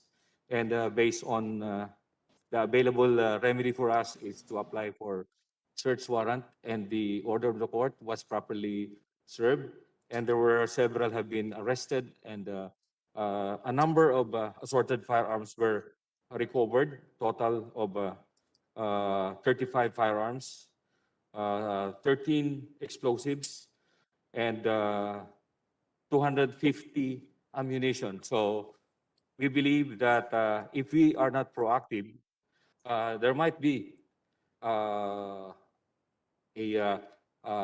problem on the law and order in the different areas where those concerned were addressed properly by our police force. Well, I agree with you na pagka inakala nyo na may mga baril talaga yung kalaban ninyo, you will tread on it very, very carefully. Ako, nung mayor ako, ang sinasabi ko sa mga pulis, bawal mamatay ang pulis. Na pinatay ng kriminal o bawal yan. Dahil nung mayor ako, usong-uso yung Sparrow units eh. Binabaril ang pulis. No? Pero in this particular case, kahit na sabihin nyo na nagkakaroon ng duda eh. At sabihin nyo maraming baril, pero ang galing naman bumaril ng mga pulis natin, siya man patay, 6 ang nahuli. Siyempre, magkakaroon ng that's really almost challenging the intelligence of any Filipino. Now, I would imagine, kung let's say ako mayor doon, hintayin nyo, negotiate yung lumabas, at wala naman threat of life, yun ang nakakasira eh. Again, I'm with you na dapat, siyempre, the policeman is tasked to impose peace and order, but they must do so properly. Now, I'd like to ask my good friend, General Eleazar, whom I deeply respect. I've had dealings with him. Ano ang directive ng leadership ng pulis sa mga ganyang bagay? Certainly, meron kayong after-operation report dyan. Certainly, lahat yan siguro ipaparaffin test. I've looked at the procedures of rules of engagement after there are fatalities, or for that matter, even there are fatalities. Or for that matter, even when I was in Subic, yung mga gwardiya namin doon, pagka nag-report, titingnan namin kung nagpaputok sila ng baril. At pag nagpaputok sila ng baril na walang justification, tanggal yon. Because hindi dapat ginagawa yon. So, ano, General, ang iyong masasabi na gagawin ng ating mga hepe ng kapulisan dyan sa mga bagay na yan? I'm sure you yourself will not tolerate kung talaga may abuso. Go ahead, General. Thank you, Mr. Chair. In every after operations being conducted by our police units that resulted in an encounter, appropriate investigation is being done. So our PNP chief has ordered the crime lab as well as other units to conduct investigation. And then in this particular case here, the concerned units have been tasked to conduct investigation. So, and of course, since ito po ay napag-uusapan na, the PNP is open for the investigation being conducted by other units. Ibabalik pa rin natin, sir, dun sa protocol naman natin na hindi ba namin tinotolerate kung merong mga wrongdoings. In fact, we encourage yung pong mga witnesses or information that could help us in the conduct of our investigation. But rest assured that proper investigation will be done by our units in parallel investigation with other body that will be instructed to do also, sir. You know, I've been misquoted na magkakonduct ako ng investigation. The Department of Justice is conducting an investigation already, and I think the PNP. Would it not be a great opportunity for the PNP to heal itself by making sure that there is a fast results in the investigation here?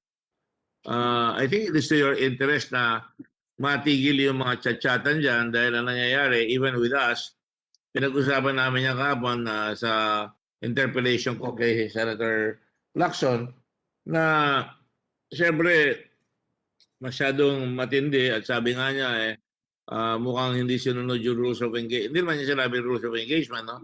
Sinabi niya masyadong malakas ang dating ng mga pulis na talagang ang dami namatay. So ang hinahintay ngayon, I suppose, kailan matatapos yung investigation and will it be accepted by the public? Well, just like what I said Sometimes earlier. you just have to do that. And if we had this police court, by the way, hindi naman yung police court sa tinatalakay yung mga patayan na ganyan dito sa ambit itong investigation natin ngayon. Ang hinihingi lang siguro natin, in behalf of the mga tao, sana mabilisan yan. Dahil siyempre, unang-una, kaakibat yan yung mga accusations na red tagging na sinabi ko nga ginagawa sa amin nung araw yan ng mga bata pa kami sa UP. Hindi naman namin masyadong ginagawa ng pula yan, ginagawa ng righties yan. Ano yan, mga pula yan, kaliwa yan, mga ganon. But to me, it doesn't really matter. But right now, if we have somebody very noisy about red tagging, talagang hihilahin nila na pinatayan dahil mga pinagsususpect na pula. Nabawasan ng gobyerno. Hindi ba, General? Yes, Your Honor. So just like what I've said earlier, kahit man po hindi ito napag-usapan, even na-discuss sa media, may investigasyon naman pong ginagawa. And ngayon na nabanggit niyo po at naandito naman yung ating mga concerned senior officers. Nagsisimula na po yung investigasyon. And as soon as magkaroon tayo ng linaw, it will be made available. Yun po ay saganang PNP na nagsasagawa ng investigasyon. Thank you po. I would like to be privileged to have a copy of the investigation so that makita ng tao na may checks and balance ang executive sa legislature. Because this involves the Committee on Justice and Human Rights. Para lang hindi namin pinagdududahan ng pulis para masabi, okay naman lang yung investigation o mali yung investigation. And I'm sure you're going to come out with a very just investigation. I have no doubt about that. It's too noisy, it's too loud na mapabayaan natin yung kasong yan. At sometimes we have to bite the bullet in this respect. And I hope, and I'm not judging, kung ano lumabas, yun ang dapat ipalabas. Now, there's also the other matter, Naimi, I'm sure, is involved sa mga pag nag-uusap kami doon sa aming chat group, yung PNP and PDEA nag-shoot out in Commonwealth. 4 ang patay, 1 agent, 1 informant, 2 police officers. Yan ay dapat siguro, di ba kasama sa training yan na di ba dapat ang PDEA, ang primary jurisdiction yan ay drugs? Paano biglang pumasok ang police officers dyan at nagkabalilan pa sila? Meron ba nangyaring mahiwaga dyan na negosyo o pagkakakwartahan kaya nagkaganyan ang balilan dyan? General? Yes, sir. Sir, immediately after that incident, both the leadership of the PNP and PDEA have decided to have that joint board of inquiry. And it so happens, sir, na eventually nalipat nga sa NBI. pero that will not prevent us to conduct our own investigation. And Of course. because of that, meron sir tayo mga policies and protocol na. But because of that, nire-revisit natin at nire-review, ito pong ginagawa natin na coordination. So far sir is the different concerned unit here in the part of the PNP, present din sa amin yung kanilang initial investigation on that, and the Chief PNP has given instruction na pag-aralan mabuti and give the necessary cooperation and support to the investigation being conducted by NBI. Kasi at the end of the day, it will benefit not only the two organizations but of course the community kung hindi na mauulit ang ganitong sitwasyon. It's really an unfortunate incident, pero yun po ang effort natin ngayon na hindi na maulit ito, at sinasabi nga natin, whatever the result of the investigation will be, at kung meron talaga may mga pagkukulang, dapat po ay mapatawan ng parusa, at more than that, hindi na maulit yung mga ganong pangyayari. I agree with you, General Elizar, but I hope that it can be facilitated dahil napakapangit talaga yung nangyari yan. Para tayong the gang that couldn't shoot straight, no? At nagkakamali-mali tayo. I'm not trying to ridicule the police and the PDEA. I've investigated them before, as you know, and I've been very unforgiving insofar as halimbawa, may dalawang pulis na hinahanap doon sa isang investigasyon doon sa magnetic lifter na punong-puno ng droga na sinabi pa ni General PNP General nung araw si I think he's in the States now. He was Albayalde. Sinabi niya sa akin, walang drugs yan. Umupo, hindi, yung aso raw, walang reaction. Pero sa investigasyon namin, nakita namin na pumasok yung mga Chinese doon sa loob, pinaalis lahat ng Pilipino doon sa warehouse, at siguro 6 na oras sila doon. At pagdating nila, hiwa-hiwalay na yung drugs na yun. Ngayon, nung sinabon namin yung investigasyon, alaman namin na isa ay nagbibigay ng pera. Hindi ko na matandaan yung pangalan, pero ibibigay ko sa inyo. At pagkatapos, merong dalawang officer. Yung isa, number 2 pa ng PIDEA, si Fajardo. Yung isa naman, si Asierto, pinagbigyan ko at sabi ko, pumunta ka dyan dahil talagang masasangkot ka dyan. Magsalita ka, sabihin mo ko, no, at ipaglaban mo ang sarili mo. Ayaw niya magsabi. Ang nangyari, especially with this record na involved doon sa barilan, doon sa Koreano sa mismong Camp Crame, at pagkatapos siya ay nakakapasok doon sa PNP, sa Bureau of Customs, ang nangyari, tumakas sila at hindi pa nahuhuli.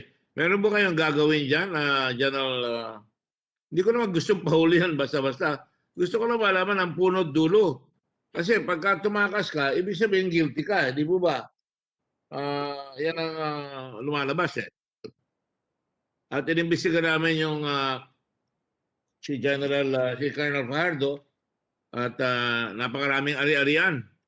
Pina-lifestyle check namin. So, yung mga ganyan, dapat siguro makita ng buong kapulisan na pagka meron kang ginagawang hindi mabuti at tapos may nangyari pang mas malaki, talagang dapat hukayin lahat yung mga kalokohang ginagawa mo para ikaw ay mahuli at magkaroon ng tiwala ang ating mga kababayan. Pwede po ba makakuha ng panibagong balita dyan, General Lizar? I trust you and I hope, I also trust General si Sinas. Siguro naman may malalaman tayo dyan para matigil na yung mga ganyan, mga katiwalian. Ano po? Yes, Mr. Chair. Just like any other fugitives, or we can say wanted persons who have warrants of arrest, patuloy po naman ang ating operations against them. And nakita naman po natin na almost every day, meron tayong nahuli mga wanted persons. It so happen na yung pong dalawang sinasabi natin, may warrants of arrest, hindi po natin nalolocate or nahuhuli. But you can be assured, Mr. Chair, na may effort pong ginagawa ang ating CIDG as well as intelligence group on this particular situation. Di ba may special team pa tayo dyan? Lalo na ako nag-aalala rin sa bansa natin. Ayokong napapahiya ang ating Pangulo. Ayokong napapahiya ang ating bansa na sinasabi na maraming patayan sa drugs. Tapos ito malalaking ganito, nakakalusot. Wala tayong nahuli. Alam nyo ba ang ginawa pa noon? Kunyari, nagpalabas siya ng maraming pulis. Nung araw na ginagawa ng mga Chinese yung paglabas ng drugs, nagpalabas siya sa buong halos Central Luzon hanggang Southern Luzon ng maraming operations. Ang naging conclusion ko doon para bantayan makalabas yung mga tao maybe I have no right to conclude, but certainly malaki-laki na rin naman ang experience ko as a lawyer and as a handling policeman in the past. Yung isang nakakaduda. Anyway, I hope General, with your help, we can pursue that para matigil yan. Kasi lahat ng inimbestiga ko, may kasamang pulis sa drugs. Katulad nga ng pinakita natin, binaril yung tao. May droga, nilagyan ng baril. 3 putok muna para silagay yung baril. Ganun lumalabas na nangyayari. Mukhang kung talamak yan, yun ang dapat parusahan natin kagad at alisin sa kapulisan. Dahil panira yan. Ang usap-usapan dyan sa bakbakan dyan sa may sa Quezon City mukhang hanap buhay ng ilang mga tao yan na umabot sa di mabuti sa droga, hindi ata nagkaintindihan. Unfair. Unfair yan. Unfair to the police, unfair to the PDEA, unfair to the government. Until we solve it, people are going to talk about it and they will lose. Mawawala sila ng pag-asa at mababawasan ang tiwala ng kapulisan. I'm fighting for you as well. Na alam niyo, marami naman magagaling talagang pulis pero yung mga ilang mga salbahe yung pa nakakakawala. Halimbawa na lang po, dadagdagan ko na, tapusin ko na ito. Yun nangyari dun sa mayor ng Calbayog. Ang lumalabas hindi lumabas kaagad. Nakita ko kaagad yun. Alam nyo, marami akong Red Cross volunteers. Nakakuha sila ng video. Nga lang, wala na yung mga tao. Pero nakabarandal yung van, kita nakalugmok yung tao doon sa loob, patay. Wala sinasabi na akala ko riding in tandem na. Ito, riding in 2 cars na may motorsiklo. Yung malita sa akin, ayan dinadaan ng mga tao sa tulay. At pagkatapos 1 day later, almost 2 days later, ang sasabihin, bakbakan ng PDEA, binaril ng mayor yung PDEA. Katakataka naman na pwede naman hulihin yan. Pwede naman i-checkpoint yan. Paano nangyari na nagbabari lang sa gitna ng kalye at ang sinasabi pa, nakalagay ngayon sa dyaryo, March 9, PNP now says Calbayog mayor's killed in shootout, not ambush. Tandaan po natin, may 2 pulis na namatay doon. Yung security ng mayor, 2 pulis. Hindi dapat na mangyari yan. At kung yun, mayor na yun, ay talaga nagdodroga, alam ko, tinatanggalan ng security yan, tinatanggalan ng hawak sa pulis. Bakit itong mayor na ito, kung talaga nagdodroga yan, bakit may 2 pulis ang kasama at pinagbabanatan siya at tepok? Yun ang nangyari. I request that this I don't want to call it sensational. Any murder, any crime should not be called sensational. Any crime attacks the conscience of man. We are all chagrined because maaaring kamag-anak niya yung mamatay. Hindi natin alam. Siyempre, masakit yan. So, pwede ba malaman namin ang katotohanan dito sa mga kasong ito? Sa susunod na hearing, baka malaman natin para mapaliwanag sa mga kababayan natin kung ano nangyayari dito. General? Mr. Chair, the PNP has created Special Investigation Task Group. Actually, we have the Regional Director of Police Regional Office 8 joining us. But just the same, what we can tell you, Your Honor, is that investigation is being conducted right now. Yun ang kinakatakot ko, General. Palaging President Progressive. Ano yung biro ko sa mga tao ko pag tinanong mo ka gobyerno. Ginawa niyo na ba yan? Sir, ginagawa pa. O kaya present investigation being conducted. That seems to be the perpetual answer. Sana po magkaroon tayo ng pagkakataon na masolve yung mga kasong yan para magkaroon ng searches ang mga tao dahil sunod-sunod ang dami.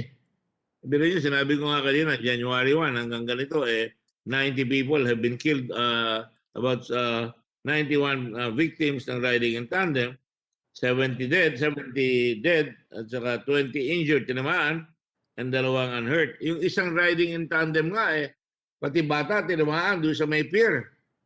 Hanggang ngayon, wala pa rin tayong solusyon. Doon ako nagtataka, bakit ang solution efficiency natin ay hindi talaga nakikita. Sa akin ang solution, hawak-hawak ng pulis, nakaposas, hawak sa leeg, dinadala, at inuumpisa na ang trial. Kung walang ganon, siyempre ang tao magdududa. And I think we should really put medals among our policemen who are able to do this. And I'm sure you do that. And I would even say, because of the may pandemic tayo nitong COVID, I would even ask the Senate to come out with special citations to policemen who solve cases para lalong ganahan naman ng mga pulis para sa ganun makasolve. Your comments, General? Yes, Your Honor. Actually, we have so many cases which are being solved or have solved immediately. Pero talagang sa katotohanan, meron din po talaga na-delay. But may mga na-highlight na mga cases like this one. Meron din tayong mga cases naman, mga good deeds of our, simple good deeds of our personnel na within the level of the PNP ay amin pong nire-reward. Just like we have said, to have them motivated and inspired to continue the good deeds that they're doing. So para po sa mga kaso na kagaya nito, indeed napaka-unfortunate na nangyari itong mga ito. Pero kami nga po naandito tumaharap sa inyo at gagawin ang lahat na pwede namin gawin para po ma-resolve ito at marigay natin yung tiwala at confidence ng ating mga kababayan sa ating kapulisan. Kayo po yun, and you've heard me say before, I thought dapat maging chief PNP kayo. Hindi ako sip-sip ha. Because I know you're serious at dapat magawa yan. And I hate to ask this question. Ang gusto kong makita talaga, kung may PNP na nagkasala, ay nakikitang nahuli siya. Ilan na ho ba nahuli natin mga PNP? Sabihin niyo sa akin, marami. Pero yun ang dapat nakikita sa dyaryo, that crime does not pay. Na talagang paggumawa ka ng abuso, ay nako, talagang tatamaan ka. Ayokong sabihin niya, nagmamalaki ako nung ako po ay mayor. Pagka nanakit ang pulis, immediately nasa taas ng opisina ko yan at talagang pinaparusahan at ang sabi ko you volunteer to go to jail, otherwise you have only one strike. After that, I will prosecute you personally. Bago lang ako mayor nung araw po Pero alam niyo, nung ginagawa ko yan, nawala lahat ang kalokohan ng mga pulis doon sa Olongapo. In 1 year, it became the most peaceful city in the country. It had the best police force in the country, police community system namin. And it went on for several years. So sa akin, nasa sa liderato. Kung ang leader po natin ay talagang hindi papatulan niya mga excuses nila yan at mabilis umaksyon, maniniwala at babalik ang tiwala ng tao. And I see a lot of young officers there nodding their heads. Na gusto ko na they're hot and randy na talagang makikita. Si Police Sergeant David Tagle. Sabi ko pa nga, kamag-anak ko pa ata ito Del Tagle ako ang hinahawakan mo, di ba yung binalil doon sa Florida Blanca? Point blank? Last 2 weeks ago. Meron na ba tayong nahuli dyan? Yes, Your Honor. Likewise yung sinabi ko po nung last hearing na meron po kaming 2 person of interest. For your information, Your Honor, napailan na po namin siya ng case sa prosecutor's office, Your Honor. And up till now, ongoing pa po yung hearing nila. Sino? Persons in interest? Pakita nyo ngayon. Yung bumarel, yung oh. Ayan, kaliya. Ano pa nakita na natin ito, pero maraming hindi nakikita rito. Ito, hamak na barangay tanod. Ayan, pinarahan ng riding in tandem. Ayan, kanyang kalapit. Oh. Pero talagang hindi gagawin ng mabuti, pinasa yung balik sa kanan. Nagkakandara pa isang barangay captain, tapos nakatakas siya. Meron naman nahuli, Sergeant Tagle? Ano yung sinasabi yung pinailan nyo ng kaso? Mr. Chair, yung nakuha na yun ng statement. Ang liit lang ng Florida Blanca, hindi niya nakuha yung motorsiklo. Nakuha ba niya yung motorsiklo? Hindi pa po, Your Honor, pero up till now, hinahanap pa po ng mga operatiba namin. So wala pa rin? Yes, Your Honor, pero nakapag-file na po kami ng case doon sa suspect, Your Honor, na possible involved sa case na ito, Your Honor. Nasa fiscal na po yung case nung kay Joseph Labonera, Your Honor. Sino yung pinagbibintangan niyo doon? Siguro, Your Honor, ibanggitin ko po ito sa kung meron pong... Kasi nasa fiscal pa po yung case, Your Honor. Naghihintay pa po kami ng resolution. Mag-submit po kami ng development, Your Honor, sa higher headquarters po namin. Nandun na po yung mga pangalan. You're now not before your headquarters. You are now before the Senate of the Philippines. Oh. Kailangan may masabi kami sa Senado na may hindi lang persons in interest. Dapat yan, mayroon na kayong cartographer kung pwede. Dapat nakalagay na sa mga media yan. Kailangan natin kasama ang komunidad. Kung kasama ang komunidad sa paghanap, masosolve niya yan. Hindi masosolve ng police kundi kasama ang tao. Di ba? Sino nakakita? Oh, may dumaan diyang motorsiklo. Titrace ko lang. Oh. Dapat nahuli nyo kahit na paano yung motorsiklo.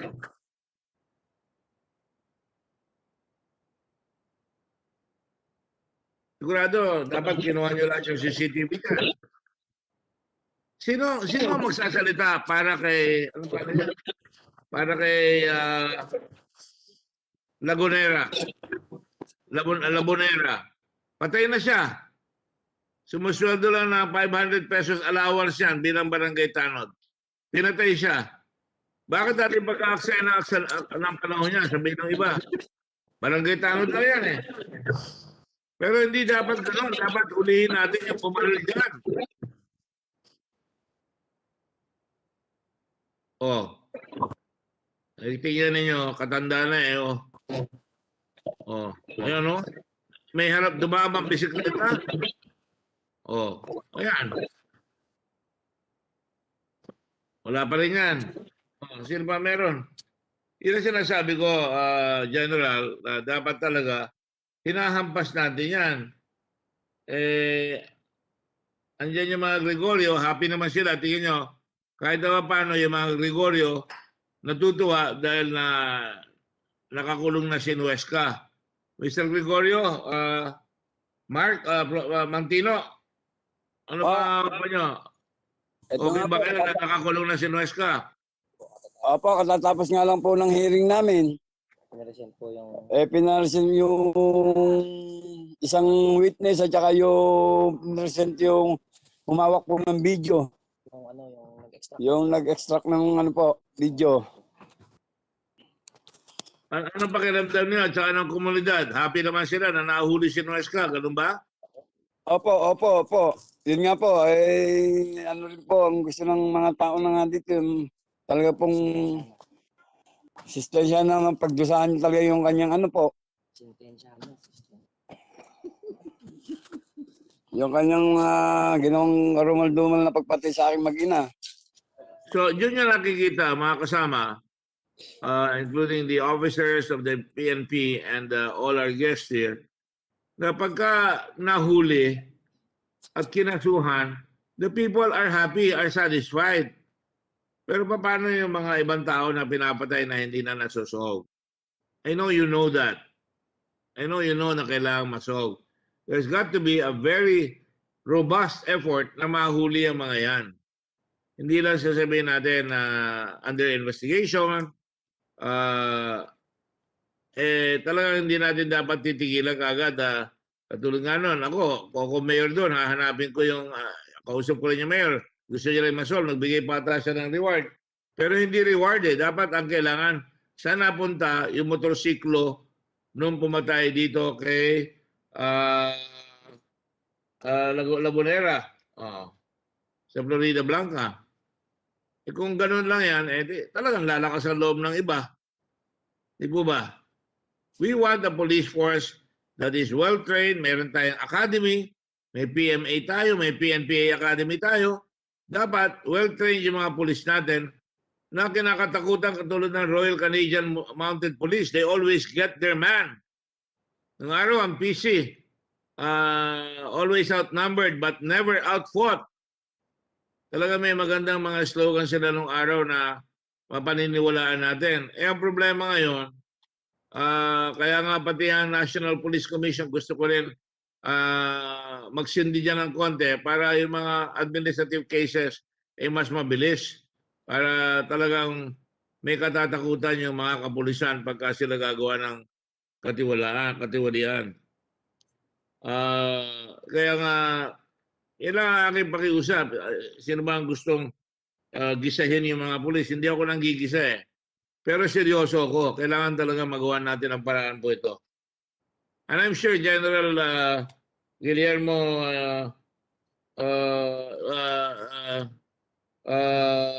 Elizar is with us on this matter. Yung alam ko si General Sinas, I think we should constantly emphasize that fact among our people, among our policemen. Hindi pwedeng individual lang ang pagtitiwalaan. The whole police force dapat pagtiwalaan. At kung lahat ng every commander on the field reminds their people na pag nagluko kayo, hindi kayo papatawarin. Pag ginawa kayong tama, ipopromote kayo. I think that that will improve the police force in our country. Bigyan nyo ilang kaso itong ilang case ang nirefer sa committee ko rito. 1828, Senate Resolution 593, mga crimes committed against judges, lawyers, and other officers of the court, authored by Senator Amy Marcos. Senate Resolution number 599, investigating the spate of unlawful killings, authored by this representation, Senators Rizon Tiveros, Ralph Recto, Franklin Drilon, Francis Pangilinan, Nancy Binay, Laila de Lima. And then Senator Resolution number 600, inquiry on the series of unlawful killings of citizens, authored by Senators Joel Villanueva, Sani Angara, Nancy Binay, Grace Poe, Juan Miguel Subiri, and Sherwin Gatchalian. Pati si Laila de Lima na nakakulong, nakiki-author. Pero that is how bad it is. The umbrage of our people can be seen. Kaya nga ho, ito nga, pati nga ang Office of the Court Administrator, Circular number 37-2021, March 9, 2021, directing all judges of court and first and second level courts to address the growing concern over continued attacks against lawyers and judges. Pinalalaman sila ng inventory of criminal cases pending before the courts. Siguro sir, kung bibilangin natin palagi yung statistic natin at palagi natin pananagutin yung mga hepe ng mga lugar na yan, siguro mababawasan yan. What do you think, mga General Ferro? Do you think that will work? Yes, Your Honor. You're a PMA graduate, right? Yes, Your Honor. Yes. I am an honorary member of the class of 72, and from what I've seen with them, when they tell me stories about how they were trained, I have great faith in the PMA. Sana kayo rin pairalin nyo. I'm sure si General Elizar, PMA graduate yan. Di ba, General? Yes, Your Honor. Class of 39 ba? 1987, Your Honor. Bibiro lang ako. Pero, you know, you're all well trained. That's why even the judges must be trained pagka pinairal natin to. Yan lang ho ang gusto kong paabot sa inyo. Na ang concern talaga ng mga senador at mga, imagine, Justice Magdangal de Leon, kailan nyo narinig ang OCA, Office of the Court Administrator, coming out with a ruling na dapat lahat ng judges inventaryan yung kaso laban sa mga abogado at saka sa mga judges? Ngayon ko lang narinig yun eh. Judge Magdangal de Leon? Justice pala, sorry.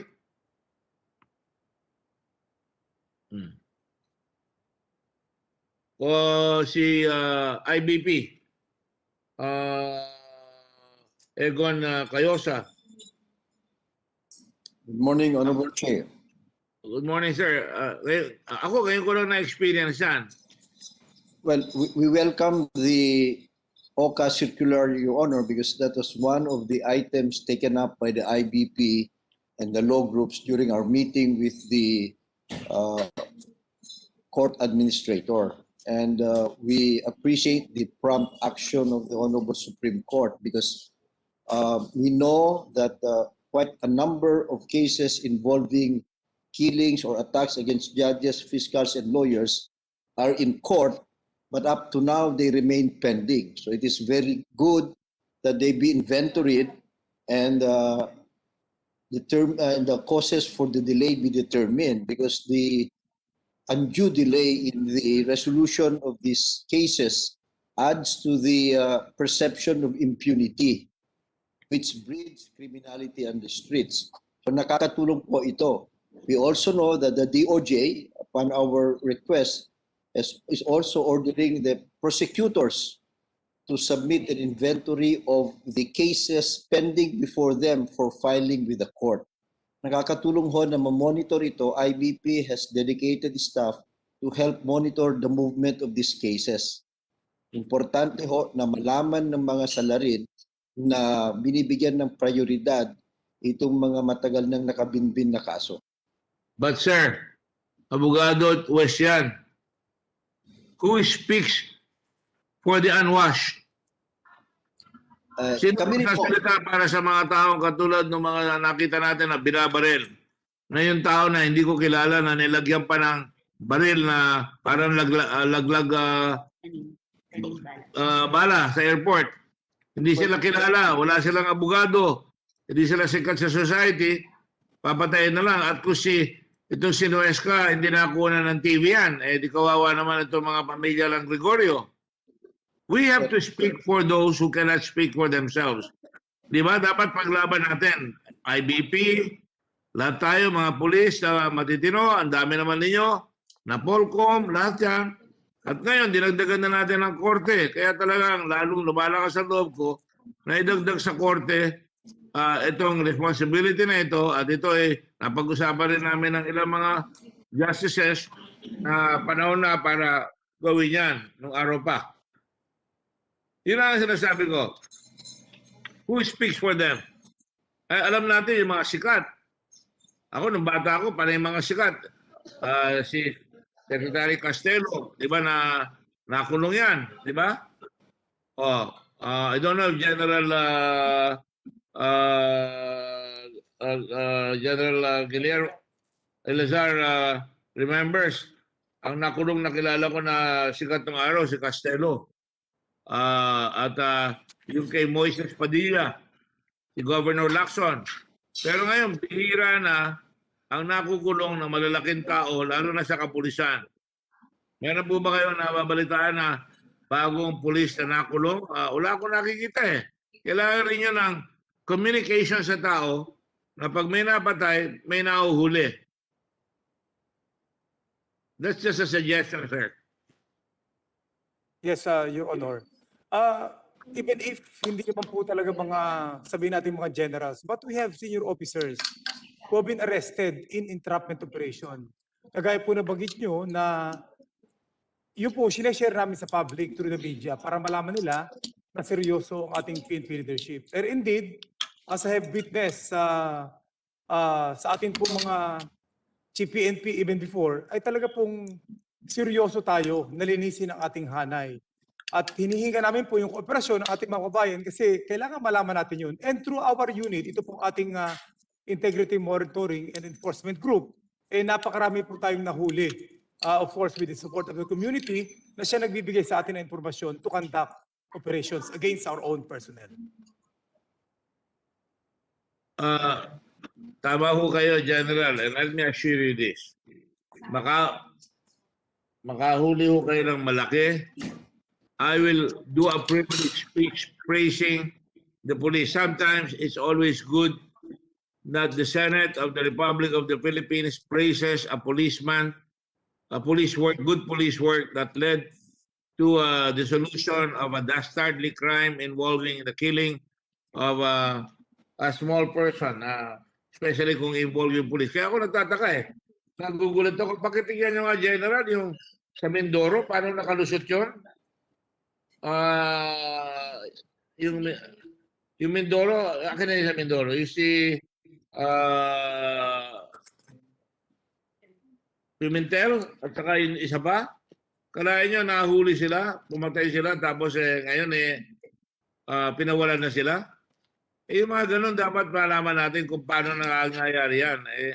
Bahid sa hanay ng kapulisan yan. Ito, 2017, Senior Inspector Magdaleno Pimentel and Inspector, officers po yan. Inspector Markson Almirans are back on duty after they killed people in Mindoro. Pakitignan lang po natin yan at pakibigay report sa atin kung paano na pawalan yung mga taong yan. Yes, Your Honor. We will check on that and furnish you our report. Alam po ba ninyo, ako nag-expose na sa Senado. Nagulat ako, pulis, tumakbo tapos nahuli. Pumatay sila tapos tumakbo. Tapos nahuli sa susunod na bayan. Tapos kayo, na-dismiss pala. Yan ang sinasabi ko na dapat kwan. Pero pagka kayo, may nahuli na kayong malaki, I promise you, ako tatayo ko, magsasalita ako sa Senado at pupurihin ko yung ginagawa ninyo. Ako naman, pinupuri ko naman talaga yan eh. I remember there was that sa Marawi, nung inaayos namin yung giyera sa Marawi, mayroong isang tenyente ron na nilapitan ko at naluha pa ako because may tama yung kamay niya, nasa sling. I have his name somewhere here. Lieutenant Kent Pagyan, ang pangalan niya. Kent Pagyan. At alam niyo, nilapitan ko siya sa buong Kongreso and I congratulated him. And I said, it must be difficult to fight the enemies of the state. And you can see me saluting there. And he's saluting with his left arm because his right hand was riddled with bullets. And that is what I mean. I mean what I say. And I really honored this young man for being able to do his job. Mahirap labanan ang kapwa mga kababayan natin Pilipino, pero dapat talaga yung mga masasamang loob dapat mahuli natin even if they're not in uniform or in uniform, especially the ones in uniform. They have no place in our police department. It is my hope that this hearing will help fix up some of our problems. This is not one.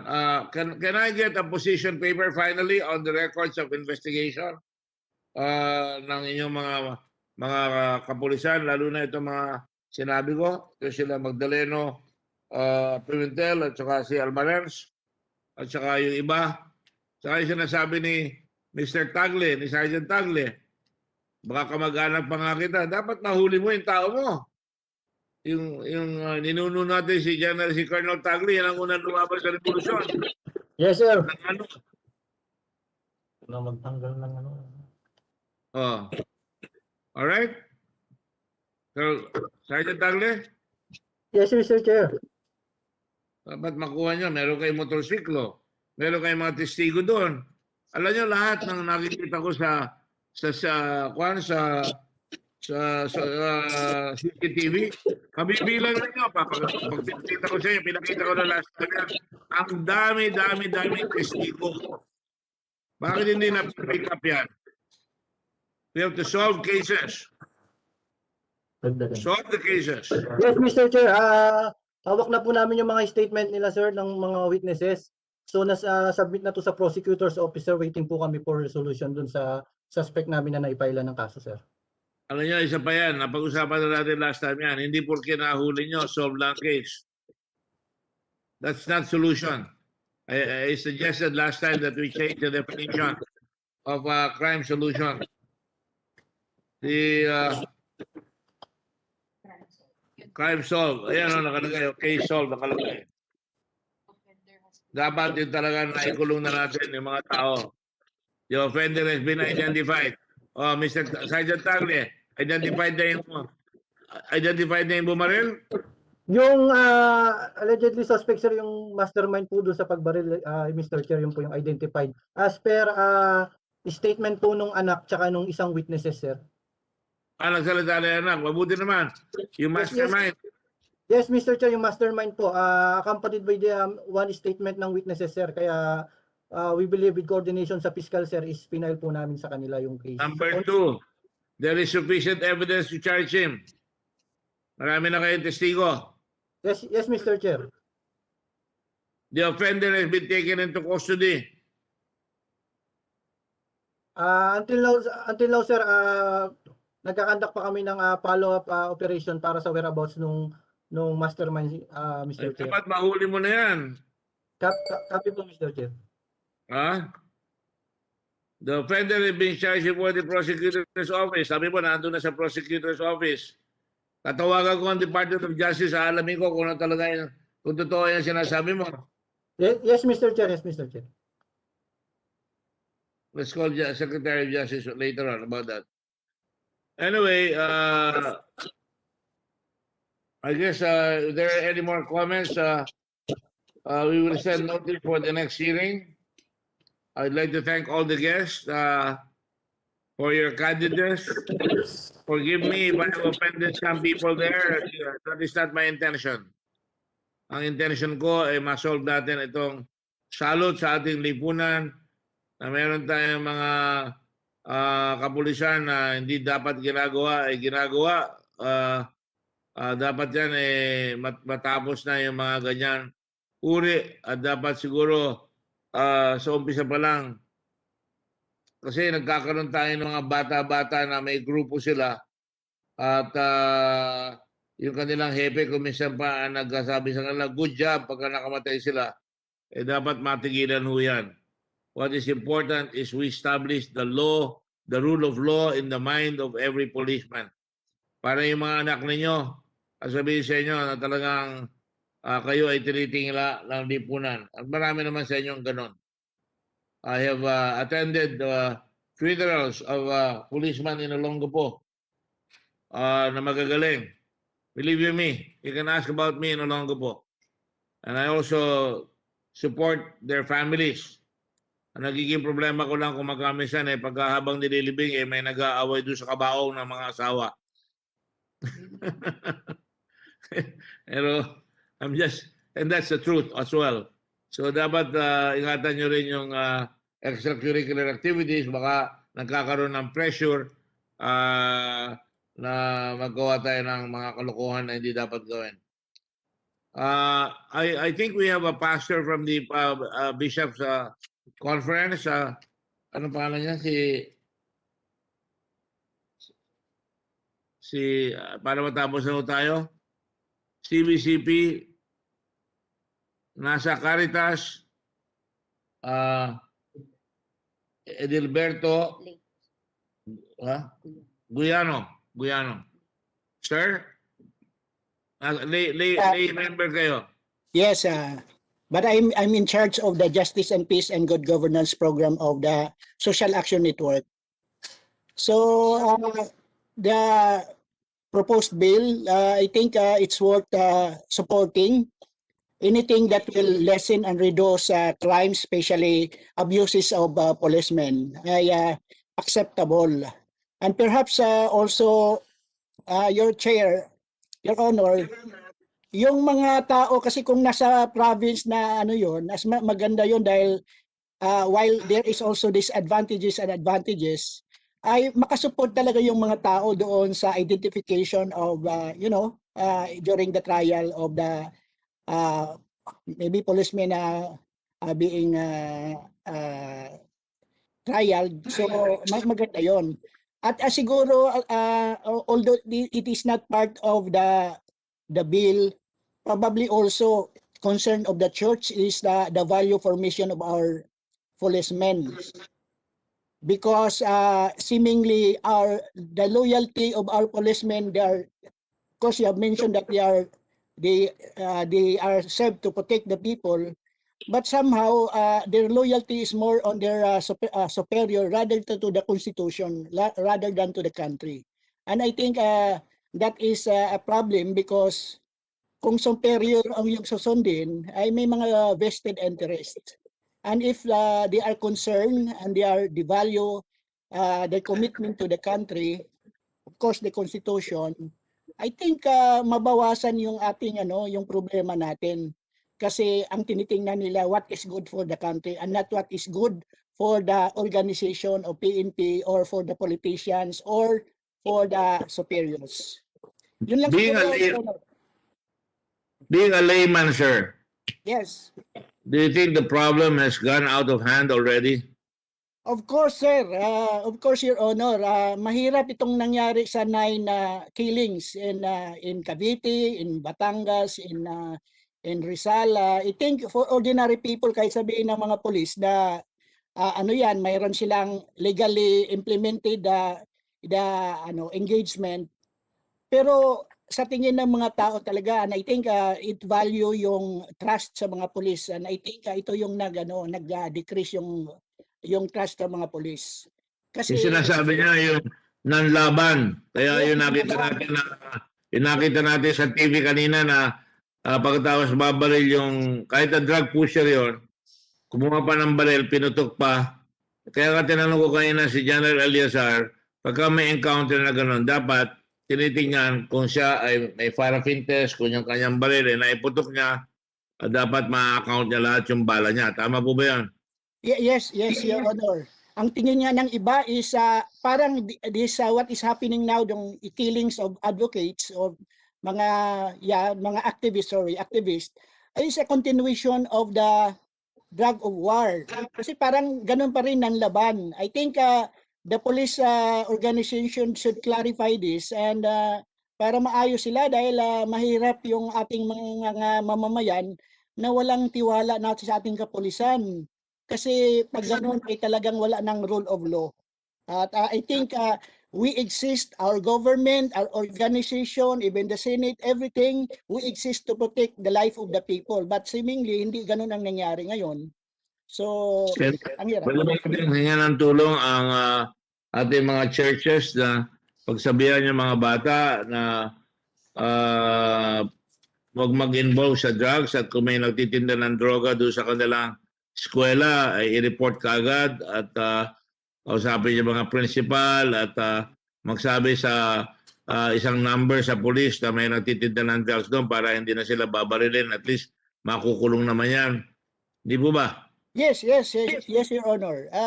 Kailangan naman natin yun. I would welcome a suggestion like that from us, because ayoko naman sisi tayo ng sisi. We have to fix the blame.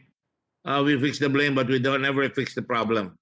Yes, Your Honor. Exactly. We are here, the church will complement the work of the government. Kasi mag-isa lang tayo, we belong to same country. Wala tayong iba. So kailangan nating magkaisa upang tulungan yung ating mamamayan. Pero kung may mga ganitong sitwasyon, mahirap din tayong paniwalaan kung tayo mismo that we commit to protect the people, we are the one doing what is not right. Correct. That's correct. I was going to ask, meron ako hindi pa natatanong eh.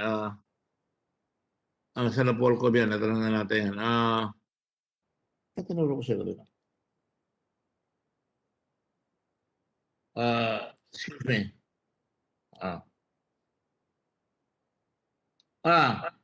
My favorite user, Echeverry. Anvier M. Echeverry. Are you there? Yes, Mr. Chair. What is your take now on what is happening? What is the DILG take? Are you going to improve also the system in the Napolcom and the IAS and have a meeting with the police so that they will know, nakita mo ang reaction dito ng mga tao? Again, Mr. Chair, the position of the department is to yield to the Philippine National Police on whatever matters they're in. However, Mr. Chair, in lieu of this proposed bill, may we ask if the pleb, being also part of a body that investigates the police, will it supersede the pleb's activities, or will it still continue, Mr. Chair? No, why will it supersede?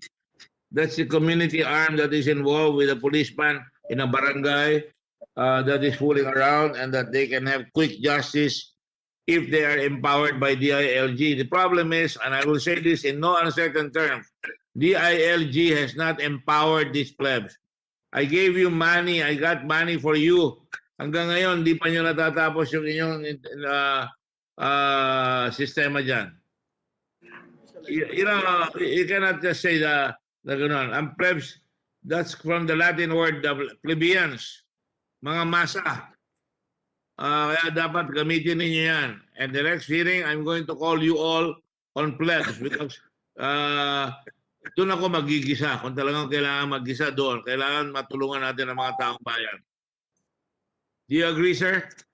Yes, Mr. Chair. Good. Now, finally, I'd like to ask COA.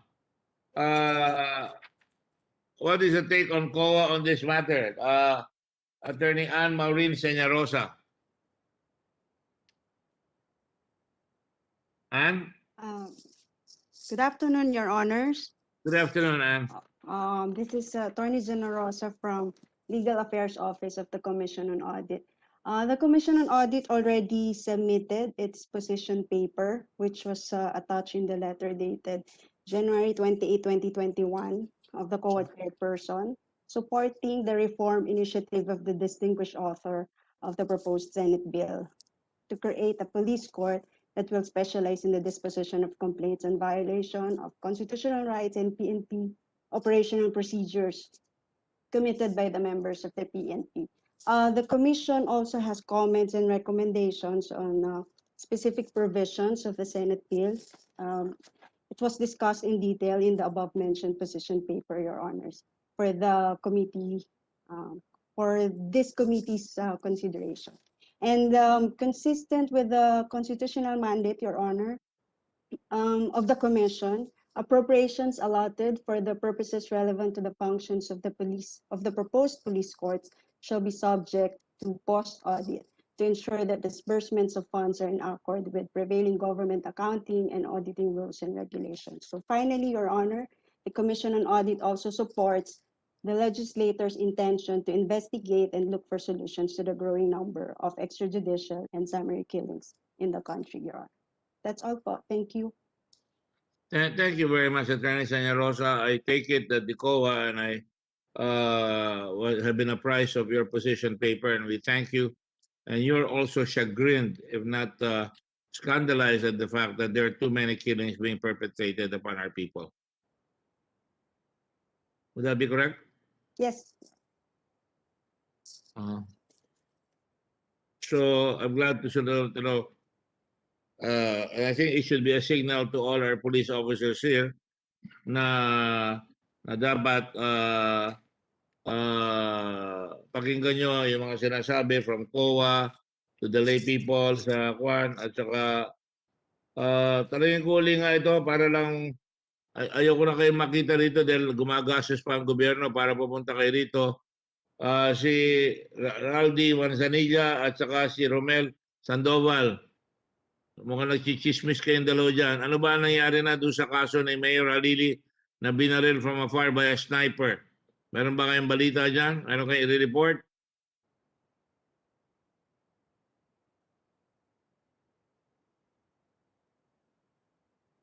Oh. What is the answer?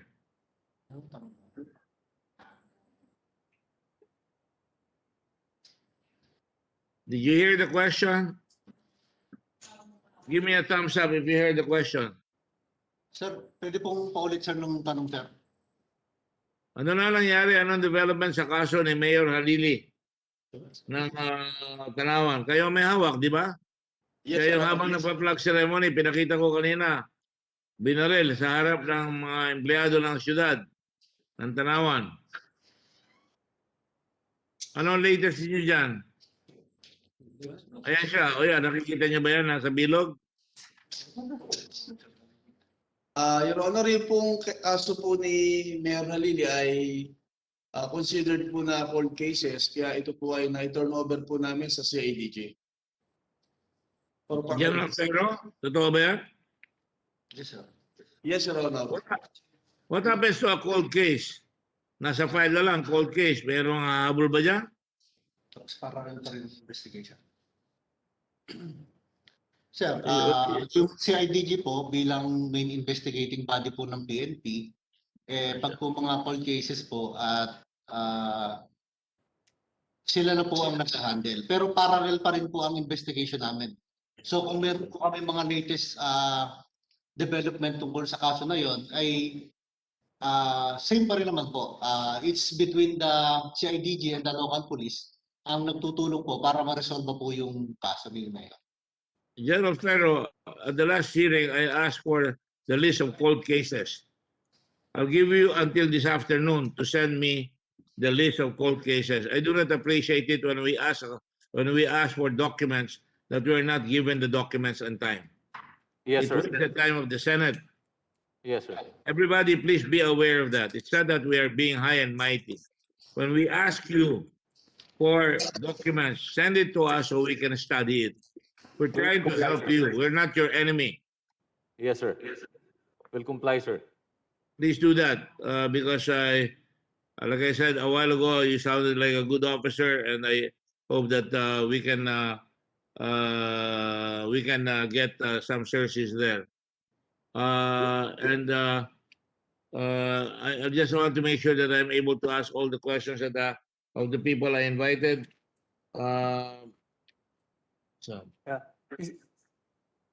Yes, anybody? Mr. Chair, General. Yes. Yes, sir.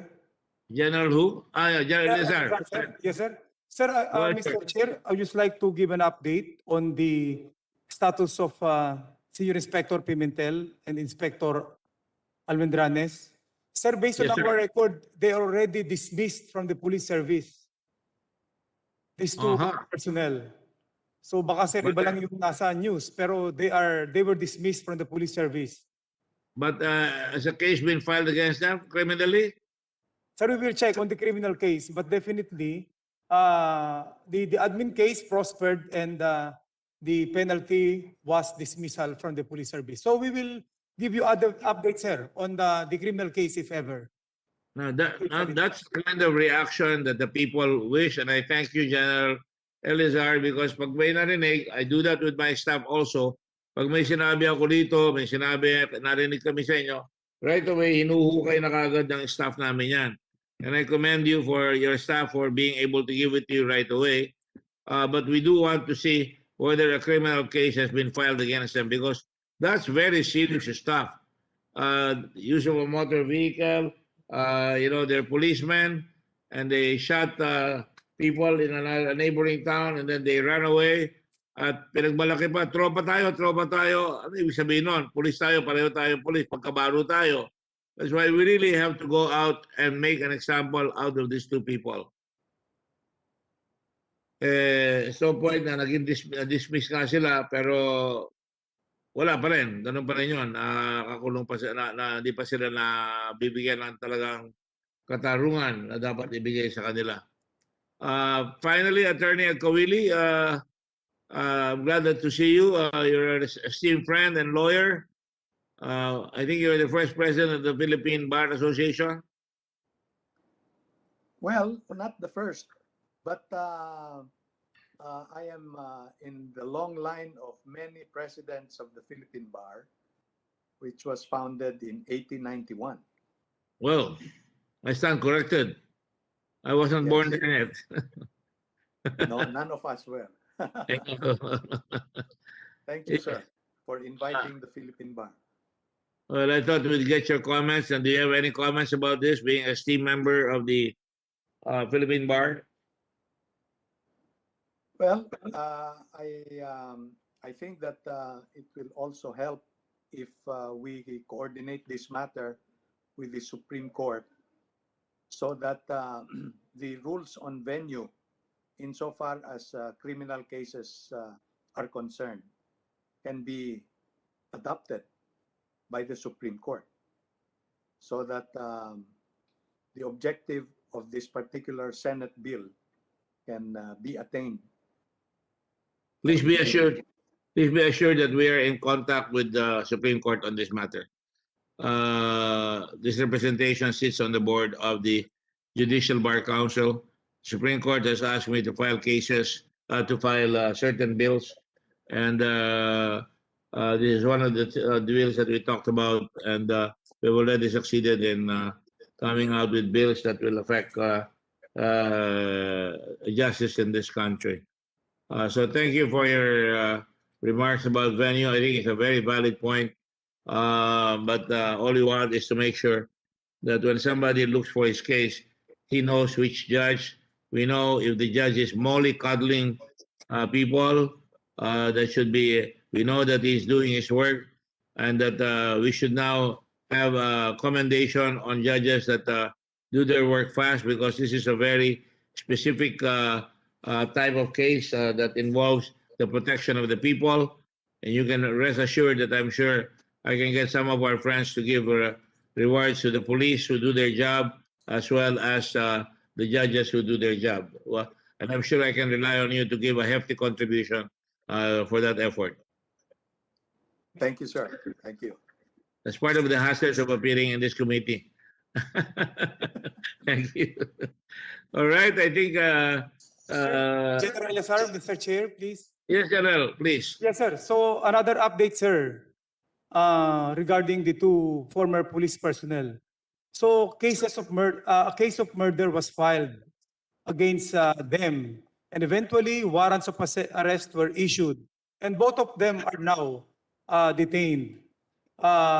Senior Inspector Magdaleno Pimentel is presently detained at Provincial Jail of Pinamalayan Oriental Mindoro, and Police Inspector Markson Alminares is now detained at Bureau of Jail Management and Penology, Bansud Oriental Mindoro, with no bail recommended for them, sir.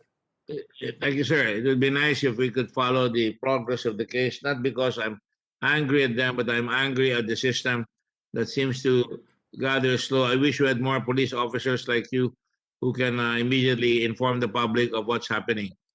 Thank you, sir. There's a policeman here that I'd like to ask a question to, General Ron.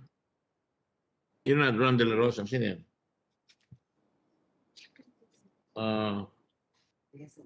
Huh? Jesus. Are you General De Jesus, sir? The Regional Director of Police Regional Office 8, sir. 8, that is where the case happened. That's why I didn't want to miss you.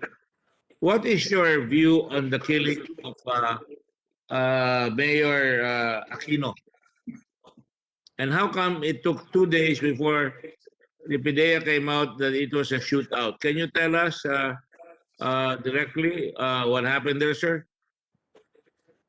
Yes, sir. It is a case of shooting incident between the group of Mayor Aquino and the group of our policemen from IMEG, Integrity Monitoring Enforcement Group, and personnel from the Provincial Drug Enforcement Unit, sir.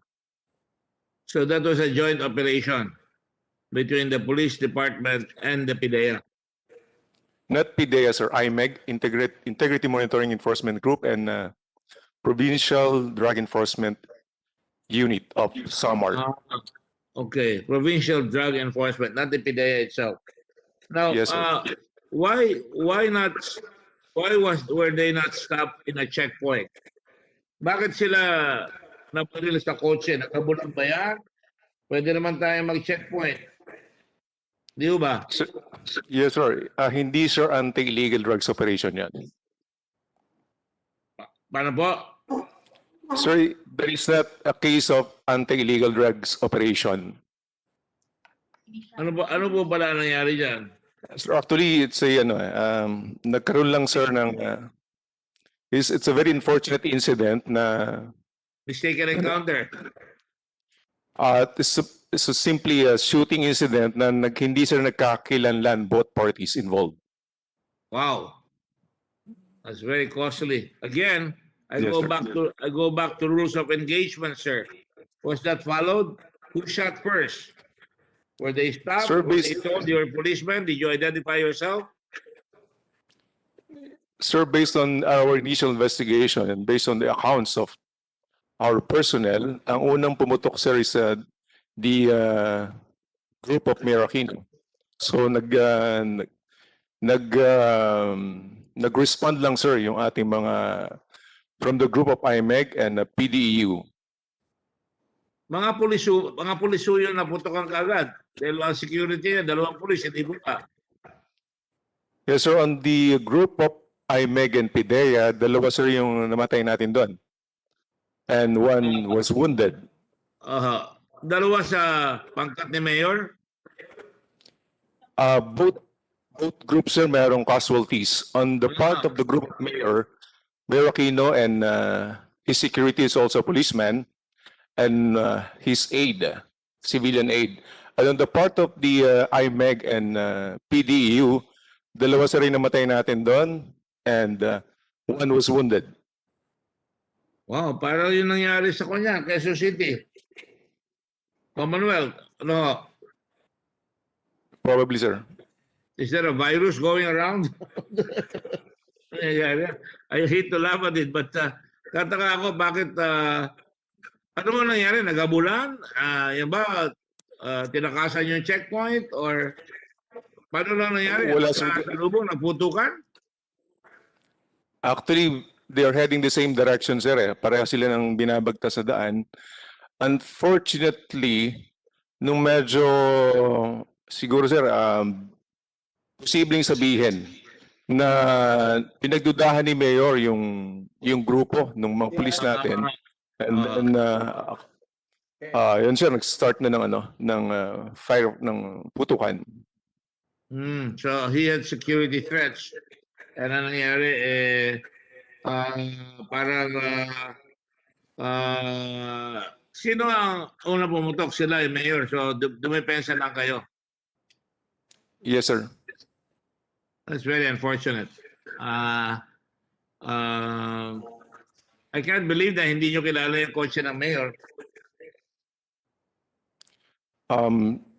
Obviously, sir, hindi nagkakilanlan both parties.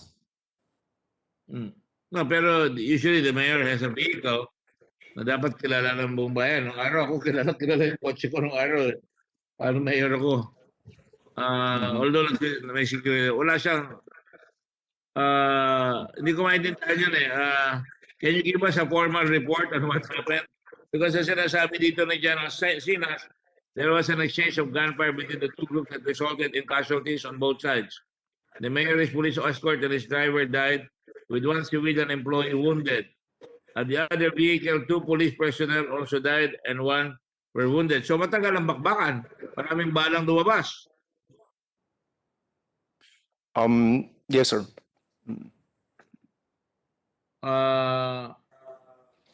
Is the mayor's vehicle an official vehicle registered as the mayor's vehicle? Based on the initial investigation, mukhang yun, sir, is, from the municipal, owned by the municipal government of Talbayog, yung vehicle. So may plaka siya. Then how come they were not identified, sir? Mga pulis sa Calbayog rin nakatira? Yung mga pumutok, yung pinutokan ni Sir, Mayor? yung mga Those are from IMEG, hindi sir mga local police from Calbayog. Okay. Integrity, anong tawag doon? Integrity monitoring? Enforcement group. That sounds new to me. Anong ginagawa dyan ho? Nanguhuli ng mga pulis na medyo nagluloko, ganun ba? Sir, one of the tasks, yes sir, one of the tasks nung IMEG is to look for, yung sir, yung mga unit natin na nagmo-monitor mga, kung may mga involvement sa illegal activities, yung mga PNP personnel natin. At the same time, they're also checking yung mga readiness ng mga field units natin in the ground. And there was coordination. Wala ba kayo radyo doon na we're following a vehicle? Were you chasing after the vehicle of the mayor, the IMEG? O nag-overtake lang sila, binaril lang sila? Hindi sir, no. Hindi naman talaga, hindi nila alam sir. Based on their accounts, hindi nila alam na talaga si Mayor sa kainan.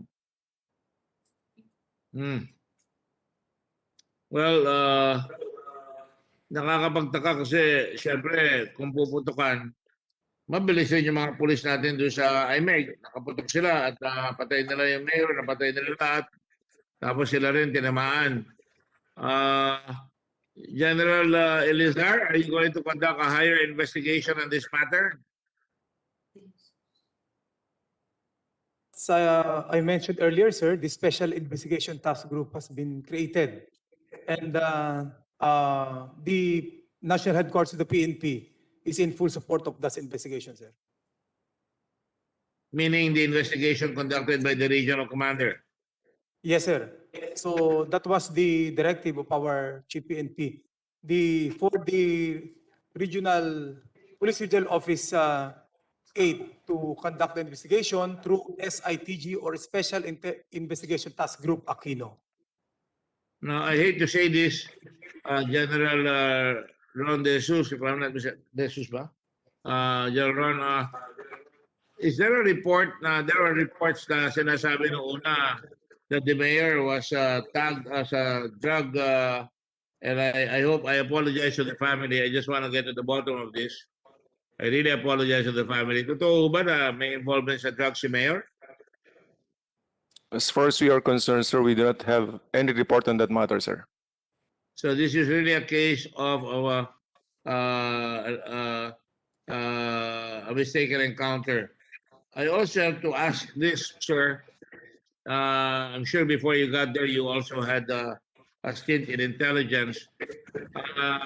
Yung aking director ng Blue Ribbon, sabi nga naman, magulo raw dyan sa Calbayog talaga. Maraming napapatay ng mga tao dyan.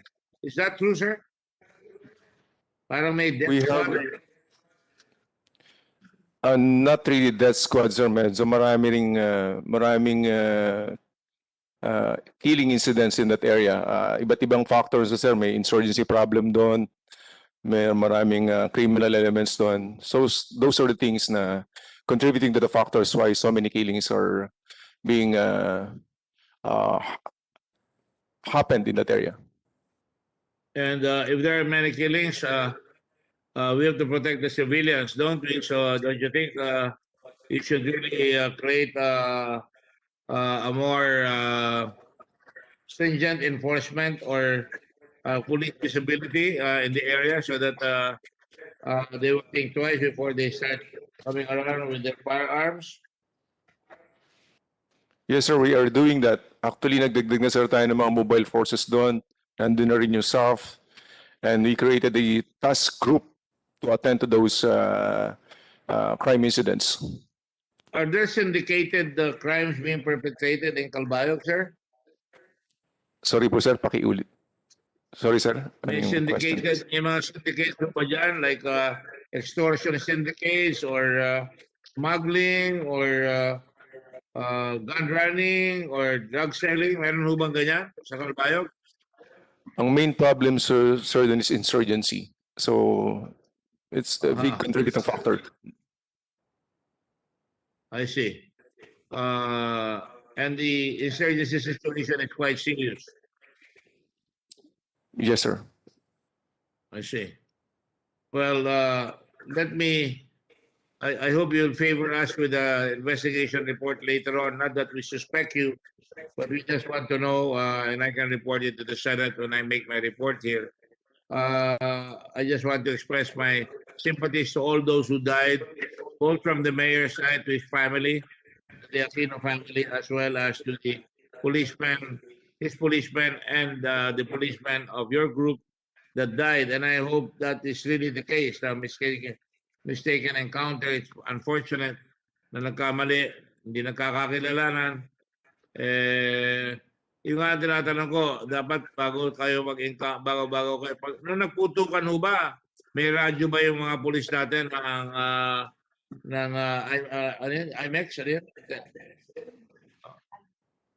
Meron radyo ba yung mga IMEX? May radyo sila o cellphone? Yes, sir. The main communication equipment they have is the cell phone, and we'll have to check with the radios. Yeah, because and that would have to be recorded if it was a radio or a cell phone. Lalabas yan doon sa report ng desk sergeant o kaya nung sino man ang involved sa communications, hindi ba? Yes, sir. That's correct, sir. Can you give us a copy of the report based on the first communication that you got, that there was an encounter, as well as the initial police report, para at least again we can report it to the other members of the Senate that this has been discussed, by the way, by many of the senators, and they were astounded at how this could happen, and another mayor is killed, no? Especially since halimbawa sa Los Baños, meron rin General Elizar, yung mayor ng Los Baños, binalik siya sa loob ng bahay niya o sa City Hall, sa may munisipyo. Meron na po ba nangyari doon? May nahuli na po ba doon, General?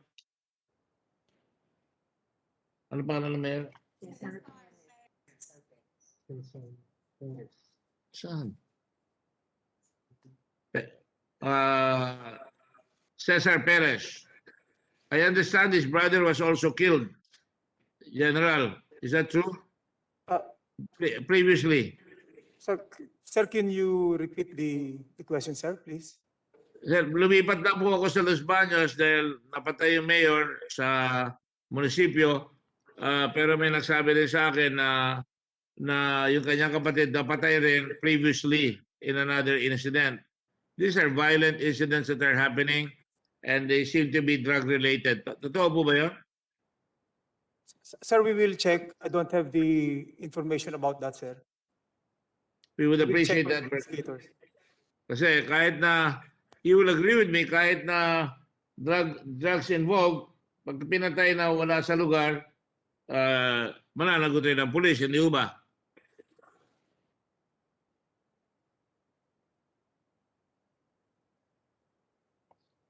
Tama po ba yan, sir?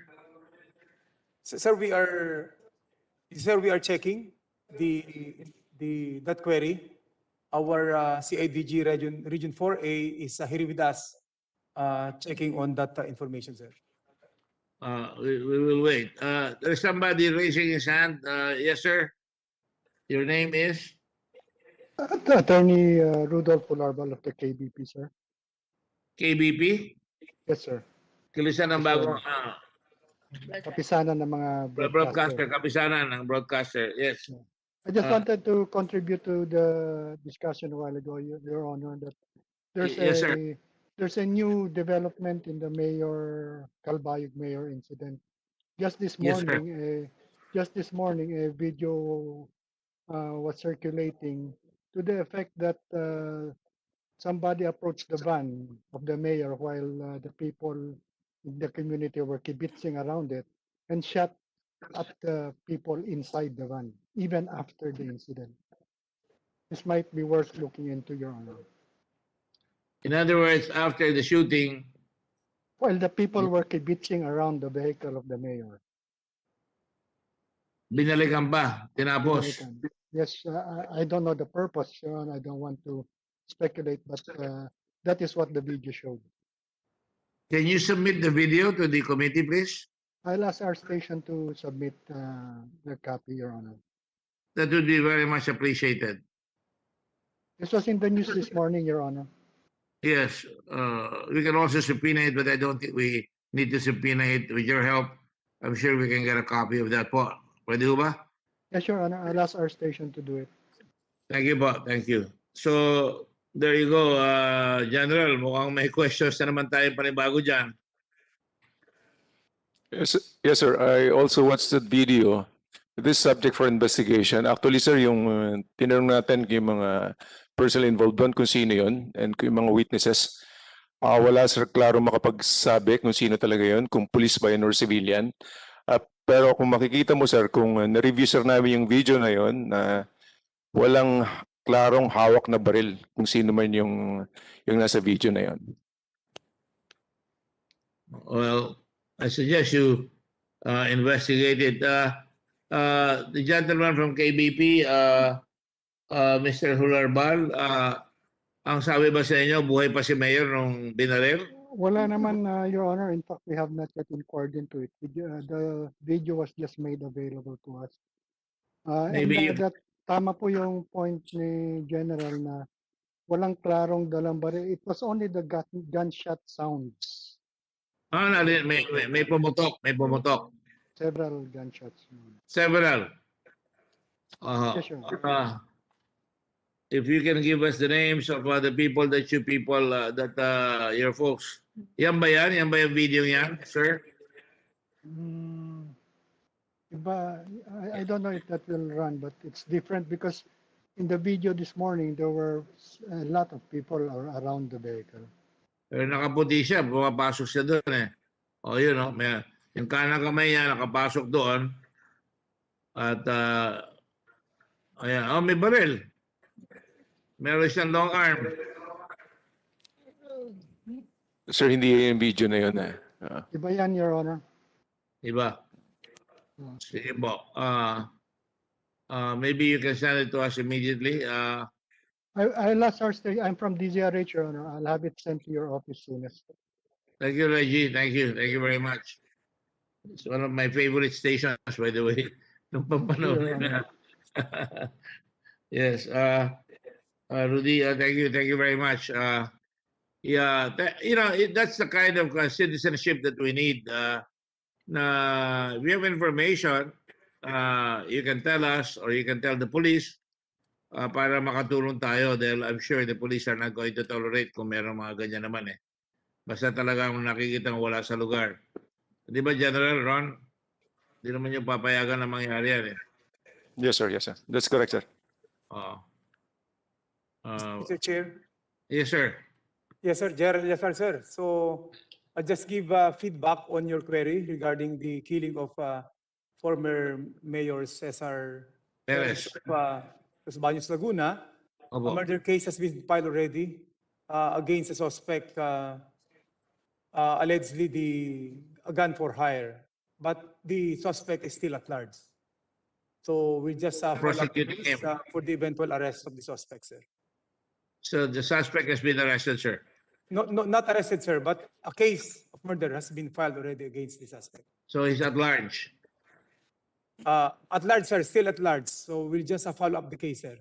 Yes, sir. Follow up ko na lang para masabi naman dito sa Senado may talagang hindi tinitigilan ng pulis yung mga ganyang kaso. No matter who they are. My question earlier is, kahit na criminal yung binaril, you cannot just shoot any man. You have to do it in accordance with law. Tama po ba yun, sir? Yes, sir. Tama yun, sir. Yun naman, sir, yung ating protocol and SOP na ating sinusundan. And that is the law. That is the law. So, I guess I'd like to thank all of you for now. And we will suspend the hearing. And we will announce to all of you because it's kind of hard to get hearing spots nowadays because we're all on what we call virtual TV. But it's effective nonetheless. I would like to thank you. I hope it was not a waste of time on your part to come here. And the committee would like to express our deepest thanks and appreciation to all those. We just want to make yung mga humahawak ng mga kasong sinabi ko, yung mga binaril na barangay tanod, yung iba't ibang kaso na si sa Florida Blanca, si Labonera, yung sa Tanawan, si Antonio Alili. General Lizar, could you just give us a follow-up on these cases, and now including the case of Mayor Aquino and Mayor Perez? In the meantime po, we thank you again for your support and cooperation. Larnie Lim, what office are you from? I'm sorry. Commission on Audit, the statement has already been made. Thank you for attending. COA is always very, very efficient so far as these matters are concerned, and we appreciate it. And Carlo Almonidova, also from COA. I thank the very robust participation of COA here, together with Attorney Señorosa, for coming here and expressing your views on the matter. I salute all of you for coming over and caring for the situation. I was going to ask my good friend Ed Galvante kung may plaka yung kotse ni Mayor Ignacio, ni Mayor Lacson. May plaka naman na yan, di ba? Government plate. Governor Aquino, Mayor Aquino. Egay? Your Honor, hindi po nakita sa litrato, but we'll check, Your Honor. Yes, thank you. Again, General Galvante is still a very good friend of mine as far as I'm concerned. I don't know if he considers me his friend, but Mutual, Your Honor. Mutual. But thank you. Ang hinahabol natin yung mga nasa paligid niya na medyo may kapilyuan. I don't have any idea kung kayo meron, but I have no reason to believe that you would involve yourself in such shenanigans. But I'll see you at the next hearing nonetheless. Thank you all very much, gentlemen and ladies, for your kindness. Again, we will just inform you for the next hearing. I salute all of you for your, doing your civic duties. I'd like to thank my friends who are lawyers. I've not seen them in a long time. Justice Dangal de Leon and Rico Cawili and Rico Domingo and Ed Squeta, our commissioners. I'm sorry that Vit could not attend today, but nonetheless, the feelings of the National Police Commission or the thinking of the National Police Commission has already been stated. My special thanks to the generals, particularly General Elazar. You always come out with very direct answers. Walang paligoy-ligoy, and that's what we appreciate. Thank you, General Ron, as well, and all the others. If I miss anybody, General Ferro. Again, I remind you about the cold cases. Please submit it to us. And General Marcos for Directorate for Investigation on the record of police cases, yung mga police na may kaso sa inyo. Kindly send it to us. Thank you all. May God bless the Republic of the Philippines, and may God protect your families from COVID and from other bad things.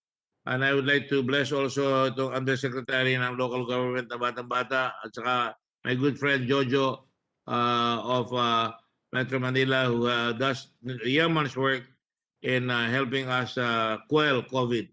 Be careful with COVID because we have a very, very strong strain going around. Di ba, Jojo?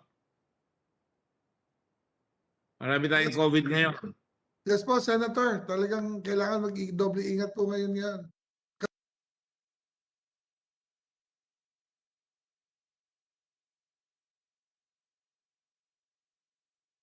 And if you need anything from the Red Cross will serve you no matter who you are, because that's what we're here for. Thank you very much.